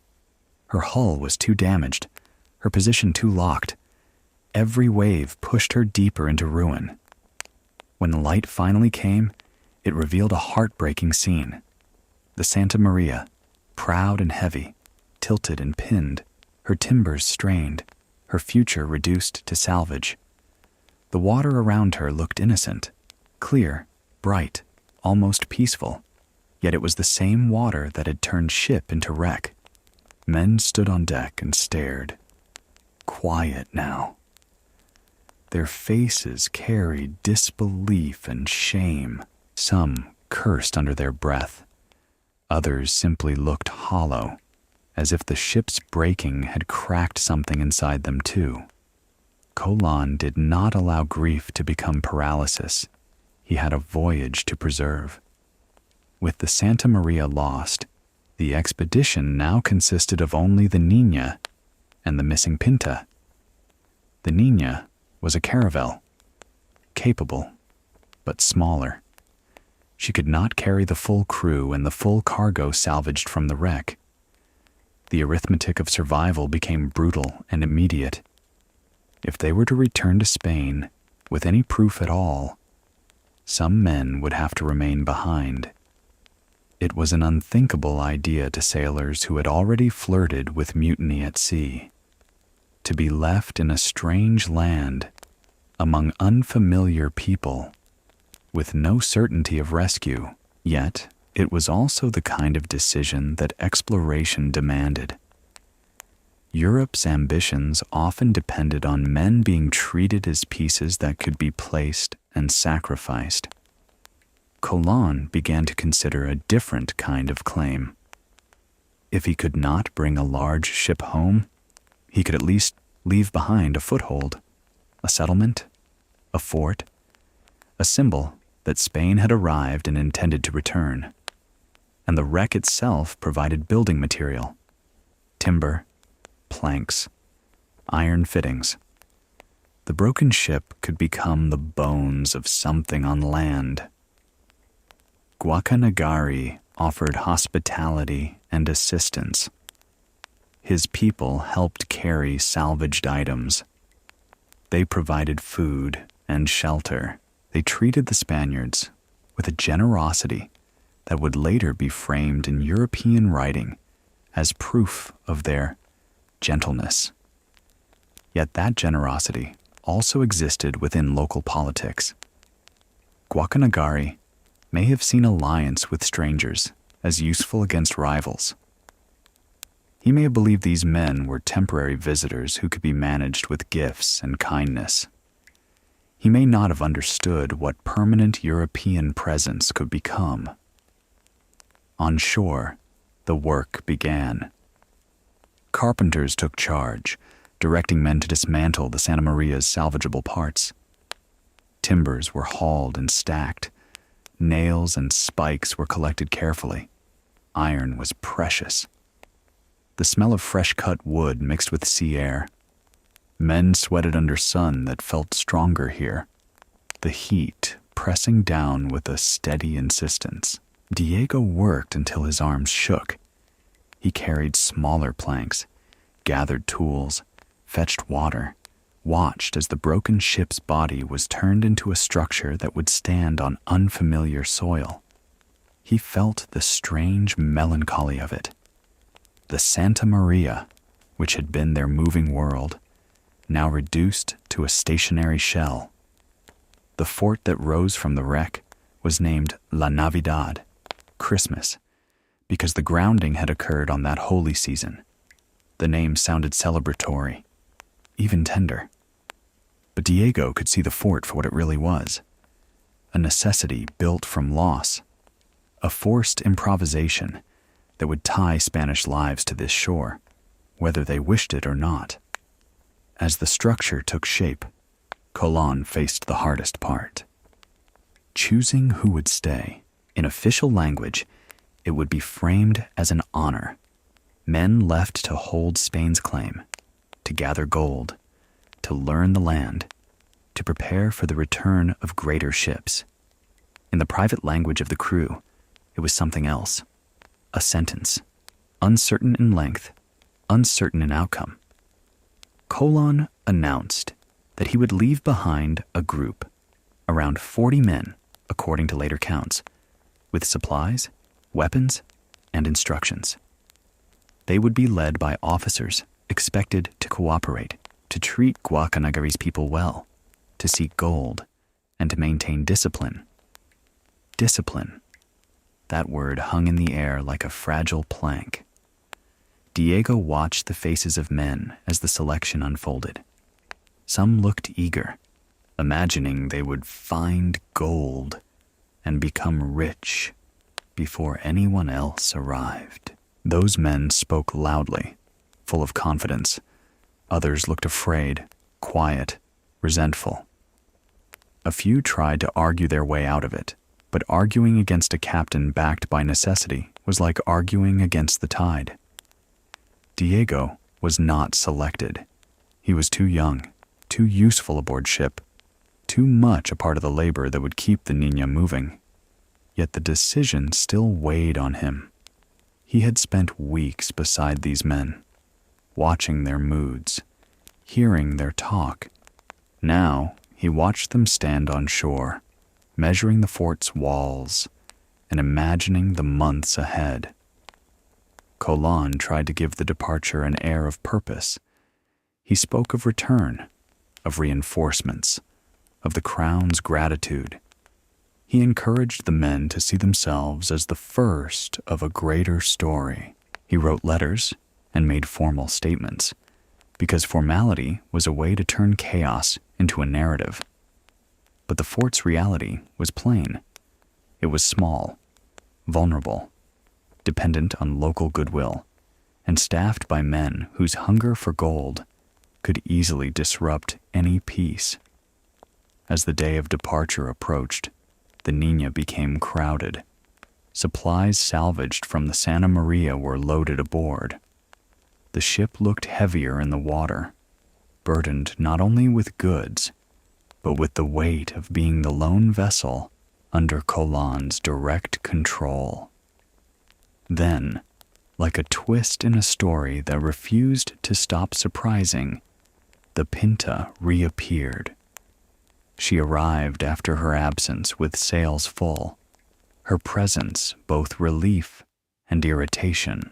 Martín Alonso Pinzón came ashore with explanations that sounded thin to some ears and plausible to others. He spoke of scouting, of searching for gold, of being carried by winds. Colon's anger was visible beneath his controlled exterior. Their relationship had always been a tense braid of cooperation and rivalry. Now that braid tightened. Still, the Pinta's return improved the expedition's chances. 2 ships could carry more men and supplies, could defend one another, could bring a stronger story home. And so, with the fort constructed, with men assigned to remain behind, with promises made that sounded solid only because men needed them to sound solid, the moment came. On the shore, Guacanagari and his people gathered watching. Some Spaniards embraced those staying behind. Some avoided goodbyes, as if pretending departure was not painful. Colon offered gifts, spoke of friendship, framed the alliance in words that only his own men understood fully. Diego stood on the deck of the Niña and looked at the fort. Rough timber, new built, pale against green. He looked at the men who would remain, their silhouettes small against the wide land. He felt a faint chill despite the warm air. This was the first Spanish settlement in these lands. It was born not of careful planning, but of wreckage and necessity. As the ships lifted anchor and began to move away, the shoreline drifted back, and the fort became smaller, and the men left behind became dots. The sea opened between them. Diego watched until he could no longer distinguish faces, and, in that quiet leaving, beneath the gentle slap of water against hull, he sensed something that would take years to become fully visible. That this voyage was not simply a story of discovery. It was the beginning of a chain of choices that would reshape lives on both sides of the ocean, often in ways no one standing there could yet imagine. The ships turned their bows toward the east. Home was a long distance away, and the fort called Navidad remained behind, fragile as a promise. Leaving Hispaniola did not feel like departure so much as separation. The ships pulled away slowly, sails catching the steady wind, hulls sliding forward while the shoreline receded in patient silence. For a time, the fort of Navidad remained visible, rough timberlines against green, until distance softened it into a small shape and then into nothing at all. Once it vanished, what remained was the sea. The outward voyage had been driven by determination and argument, by fear of the unknown and hope strong enough to force men forward. The return voyage carried a different weight. Proof of land found, captives taken, small samples of gold, new plants and objects, and the uneasy knowledge that 40 men had been left behind on an unfamiliar shore. Colon had gained what he most needed, a discovery he could present to the crown. But now he had to survive long enough to deliver it. For the first part of the return, the fleet moved within island waters and along coasts, continuing brief stops and careful sailing. Yet, the true crossing would come again, The Atlantic, wide and indifferent, now waiting between them and Spain. Diego, still aboard the Niña with the rest of the crowded crew, felt the ship's new heaviness. Men were packed closer. Supplies were stacked in places that made movement awkward. The air below decks grew stale quickly, thick with sweat and damp cloth. The ship smelled of rope fiber, old wood, smoke, and bodies that had not been properly washed for too long. Even so, there was relief in the direction of travel. East, homeward. The word home meant different things to different men: wives, children, debts, taverns, familiar harbors, but it steadied them all. Some men spoke of Palos as if speaking its name could pull them toward it.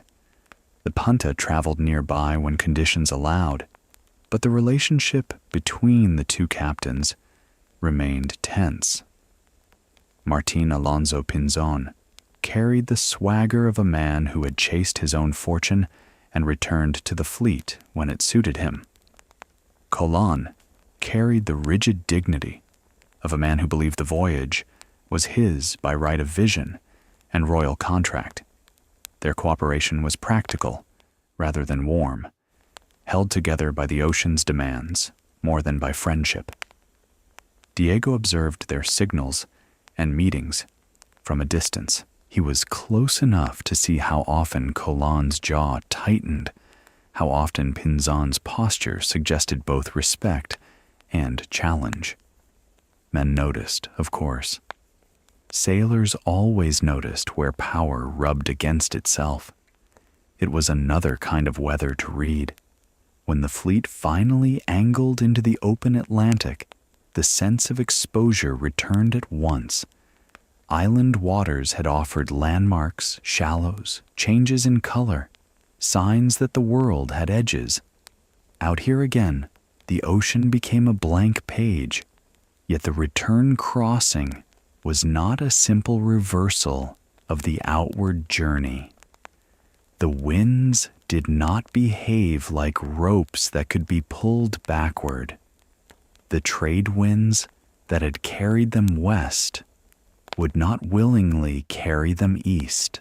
Navigation required moving northward to find different winds and currents, an invisible road in the sea that experienced pilots understood in fragments, and that Colon believed he could use to bring them home. Days passed in measured rhythm. The crew worked watches, adjusted sails, checked barrels, rationed water. Food remained plain and hard: biscuit, dried beans, salted meat when available. Sometimes fish were caught, bringing brief excitement and a moment of fresh taste that reminded men their mouths could feel something other than dryness and salt. Diego kept working. He had grown tougher since Palos, his hands hardened, his balance sure on rolling decks. He had learned to sleep lightly, waking at shouts without confusion. He had learned which sailors would kick him aside and which would wordlessly hand him a crust of bread when they noticed his hunger. He had also learned that the sea could change its mood without warning. It changed in mid-February. At first, the signs were subtle. The wind grew sharper. The air cooled. The swells lengthened and rose, lifting the Niña more forcefully. Clouds gathered in thicker layers. The sky, which had been a familiar blue dome, began to look bruised, as if something heavy were pressing down from above. Then the storm arrived fully, and the ocean became the only authority that mattered. Winds tore at the sails. Rain hammered the deck. The ship pitched and rolled, the horizon tilting wildly. Orders turned into shouted fragments, half lost in the roar. Men clung to lines, bracing themselves against masts, hauling canvas down before it could rip free and drag them into disaster. Diego was caught in it like everyone else, Small, wet, frightened, forced into usefulness, he carried coils of rope where he was told. He passed messages that barely reached their targets. He tried to keep his footing as the deck became a moving, slippery surface that seemed eager to throw him into the sea. During the worst hours, the Niña did not feel like a ship crossing water. It felt like a piece of wood being toyed with by something far larger. The storm also did what storms often did. It separated the fleet. Signals vanished in rain and darkness. The Pinta's outline disappeared behind walls of water. The two ships could not keep formation. Each became alone again. A single vulnerable craft under a violent sky. That aloneness brought back the old dread, worse than the outward voyage's fear, because now the men knew exactly what was at stake. If the ship sank, the discovery sank with it. If the ship vanished, the world might never know what they had found, or it might be known only through rumor and half-truth. Colon understood that too, and in the storm's grip, he turned to the tools of his age: faith, vows, and written testimony. When sailors believe they are near death, they try to bargain with whatever they think listens. Men promised pilgrimages if they survived, walks to sacred shrines, offerings made in thanks. They drew lots to decide who would make which vow, because even devotion needed order aboard a ship. Prayers rose in voices that shook, not because men suddenly became holy, but because fear makes even skeptics look upward. Colon, believing the ship might not endure, prepared a record meant to outlast the ocean. He wrote an account of the voyage: land found, islands visited, peoples encountered, then sealed it carefully, protecting it from water. In some tellings, he placed the writing into a barrel or container that might float if the ship went down, hoping it would reach shore and carry the story to someone, somewhere. It was a desperate act, a way to throw proof into fate's hands.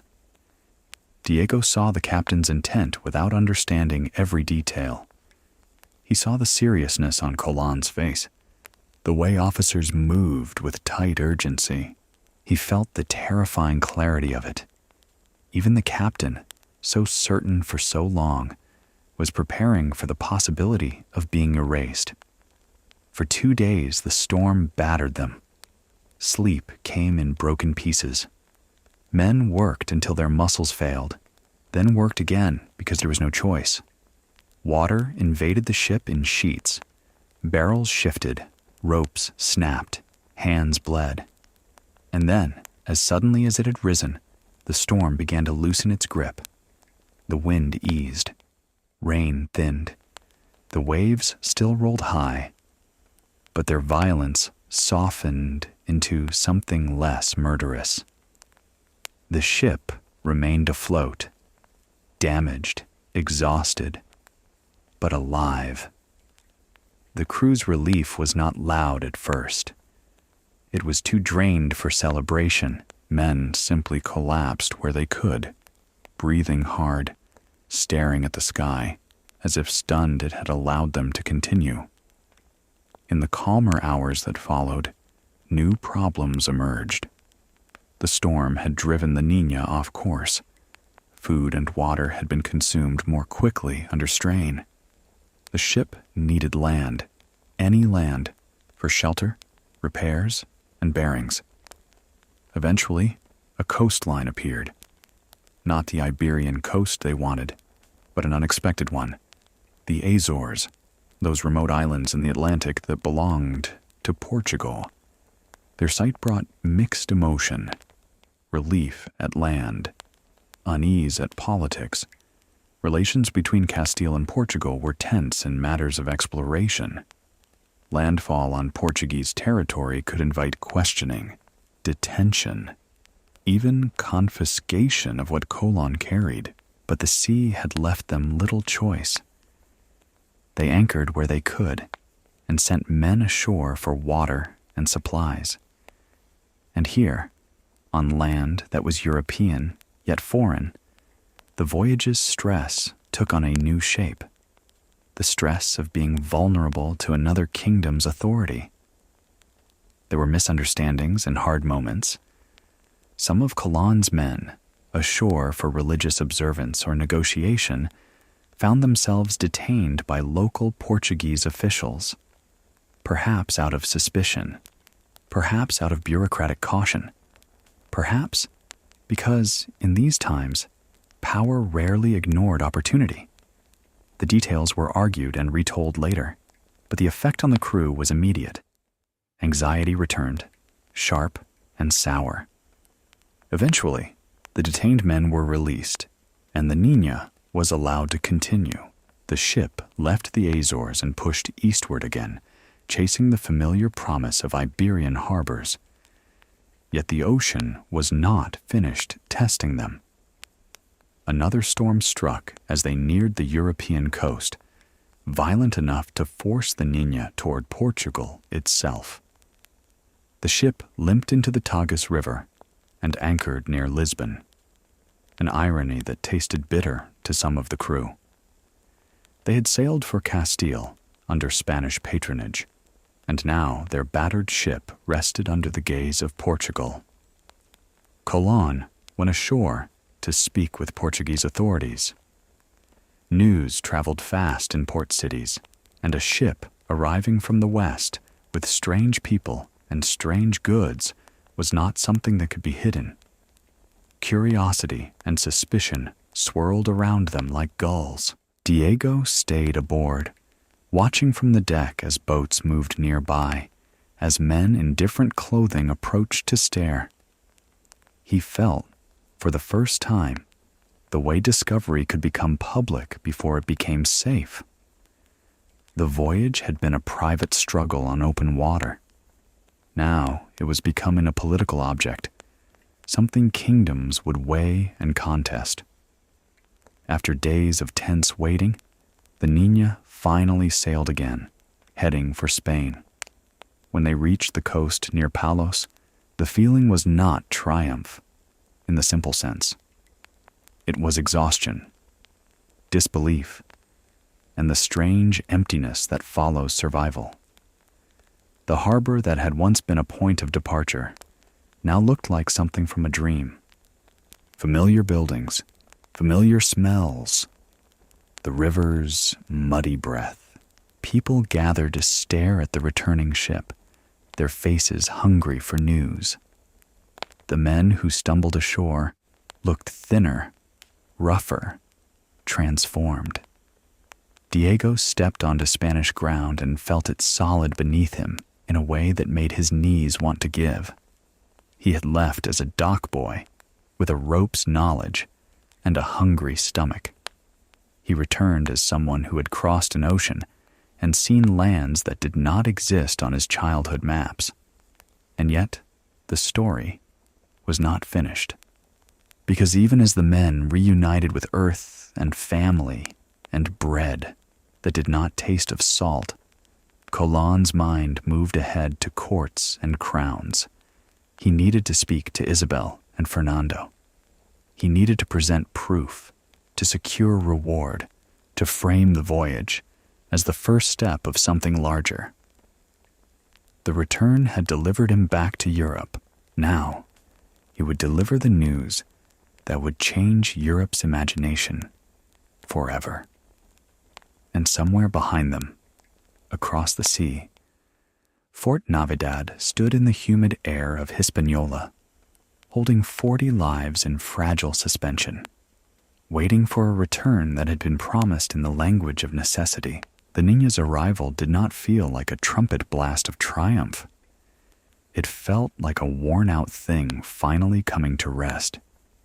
Palos de la Frontera had the same river smell it always had: mud, salt, fish, and tar. Yet to the men stepping onto the dock, the familiar harbor looked oddly unreal, as if the town had been painted onto the world while they were away. People gathered quickly. A ship returning after months drew attention, even in a port accustomed to arrivals, and this one returned with rumors clinging to its hull like barnacles. Men stared at the faces coming ashore, thinner, darker from sun, roughened by wind and salt. They stared at the strange cargo, bright parrots, unfamiliar plants, ornaments, and, most unsettling to some, people whose language did not match any heard along the Iberian coast. Word spread by breath and footstep before any official letter could be read. It slipped into taverns, into kitchens, into the spaces where townsfolk leaned close and turned questions into certainty. Land, islands, people. Gold, they whispered. Always gold. Diego stepped down after the others, careful on legs that still remembered the deck's movement. He felt the solid dock beneath his feet, and for a moment his balance tried to adjust to a world that did not sway. The earth felt too still. The air smelled thick and heavy compared to the clean openness of sea wind. He had imagined home as comfort, but comfort did not arrive immediately. The boy who had left Palos was not the boy standing there now. Sailors were pulled into embraces or arguments, wives clinging to them, fathers grabbing shoulders, friends demanding details. Some men spoke too much, intoxicated by survival.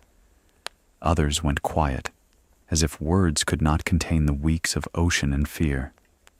Diego had no family waiting at the edge of the crowd, no one to cry out his name or throw arms around him. That absence had once been ordinary. Now it felt sharper, because he had crossed a world and returned to find the same emptiness standing where it always had. Still, he was not alone. The voyage had made its own kind of family. The hard-eyed boatswain who had once judged him like a tool, the carpenter who had taught him how wood sang when it strained, the sailor with the scarred cheek who muttered that he was too young for the ocean. These men moved through the crowd like survivors of a storm that no one ashore could truly imagine. Colon did not linger in Palos longer than necessary. He understood the rules of power. Discoveries meant nothing unless they were placed into the hands of rulers who could turn them into action. Messages were dispatched. Proof was gathered and displayed with care. The story was framed quickly. He had sailed west and reached lands across the ocean sea. He had claimed them in the name of the Catholic monarchs. He had found people, resources, and signs of wealth. He had returned, against storms and misfortune, with enough evidence to justify everything. And because Europe was Europe, the story became larger the moment it entered mouths that loved exaggeration. By the time it traveled upriver and along roads toward court, it was already changing. Islands became continents. Small gold ornaments became rivers of gold. Friendly meetings became grand submissions. A shipwreck became a heroic sacrifice rather than a mistake. The truth moved more slowly than rumor. It was tired. It needed ink and witnesses. Rumor needed only breath. In the days that followed, Colon traveled to present himself to the crown. The court was not in Palos. It was in the moving center of power, where Isabel and Fernando held their authority, where advisors measured opportunity, where decisions could be sealed with wax and scripture. The voyage that had once felt like a mad gamble from a small port town now entered rooms of stone and policy. Diego did not follow immediately. A shipboy did not belong in the polished edges of court. His place was with the sailors and the ships and the labor that made voyages possible. Yet he heard the news as it came back through returning messengers and excited talk. Colon had been received with ceremony. He had displayed what he carried. He had spoken of conversion and wealth. The monarchs, cautious but intrigued, listened. The crown's interest was not only in geography, it was in advantage. Portugal had been exploring the Atlantic for decades, and competition between kingdoms sat just beneath every decision like a sharpened blade. If Colon's lands were real, and now it was clear they were, then Spain needed to move quickly to secure its claim before rivals could. Plans began at once, talked about in taverns and on docks. More ships, more men, a second voyage larger than the first. Supplies, livestock, tools, priests, soldiers. An expedition not merely to find, but to build and control. For many sailors, the talk sounded like opportunity. For others, it sounded like a return to the same ocean that had nearly killed them. For Diego, it sounded like an echo of the night the Pinta had shouted, "Tierra!" An echo that did not bring pure joy anymore because he could not forget what had been left behind. In the warm, humid air of Hispaniola, Fort Navidad stood with its rough walls made from the Santa Maria's bones. 40 men remained there, some greedy, some frightened, all vulnerable to hunger, disagreement, and the fragile misunderstandings that had already begun to fray. Colon promised he would return. The crown would send ships. The fort would become a foothold. It was the kind of promise that sounded simple in royal halls. But Diego had lived long enough with sailors to know the sea did not respect promises. He spent his days again among ropes and barrels, helping where he could. The harbor's sounds returned, hammering, shouting, gulls, the slap of water at pilings. Yet now, those sounds carried another layer, as if the port had acquired a second heartbeat. Everywhere Diego went, he heard the same thing: west. The west that had once been a blank terror was now a direction charged with possibility. At night, when the town quieted, Diego sometimes walked to the edge of the river and stared outward, imagining the ocean beyond the mouth, imagining the long road of water that led to palm shores and bright birds and people whose language he still heard in his dreams. He remembered the first landing on Guanahani, how the islanders had laughed at the sound of a bell, how the sunlight had turned the shallows into glass. He remembered the coast of Cuba, the sweet smoke curling into the air, the hammocks swaying gently. He remembered Guacanagari's people arriving in canoes in the night to save strangers from drowning, calm and skilled in waters the Spaniards could not read. He remembered the Santa Maria's slow death on the reef, the sound of timber surrendering to sea, the fort rising from wreckage like a stubborn wound. Those memories did not fit neatly into the heroic version of the story. They were too human, too complicated, too full of moments that were neither victory nor defeat, but something quieter. The meeting of worlds under the pressure of hunger and fear. And Diego, still only a teenager, found himself changed by the knowledge that discovery was not a single moment. It was a chain of decisions made by men who wanted glory and wealth, a chain that reached across water and into lives that had never asked to be linked to Europe. The first crossing had been hard, But it was only the beginning. The true weight of what they had done would take years to reveal itself, unfolding slowly like a sail catching wind. On an evening when the sky turned rose and then dimmed into purple, Diego sat on a coil of rope near the dock, listening to older sailors talk about the next voyage as if it were already certain. Their voices carried excitement and dread braided together. 17 ships, one man claimed, as if numbers themselves were magic. Priests and cattle, another added. Gold, someone said simply, and that word made several heads turn. Diego did not speak. He watched the river sliding toward the sea, watched a small boat pass with lantern light trembling on its bow. He felt the port's familiar restlessness, the way it always leaned toward departure. Somewhere in the darkening west, the islands waited, still themselves, still alive with their own rhythms. Somewhere in the darkening west, men waited in a fort made of wrecked ship. Somewhere in the darkening west, the consequences of this voyage had already begun to spread like ink in water. Slow, unstoppable, change in everything it touched. Diego understood, in that quiet moment, that he would never truly return to being only a dock boy. Even if he never crossed again, the ocean had marked him. It had shown him that the world was wider than maps, and that widening came with a cost. The night deepened.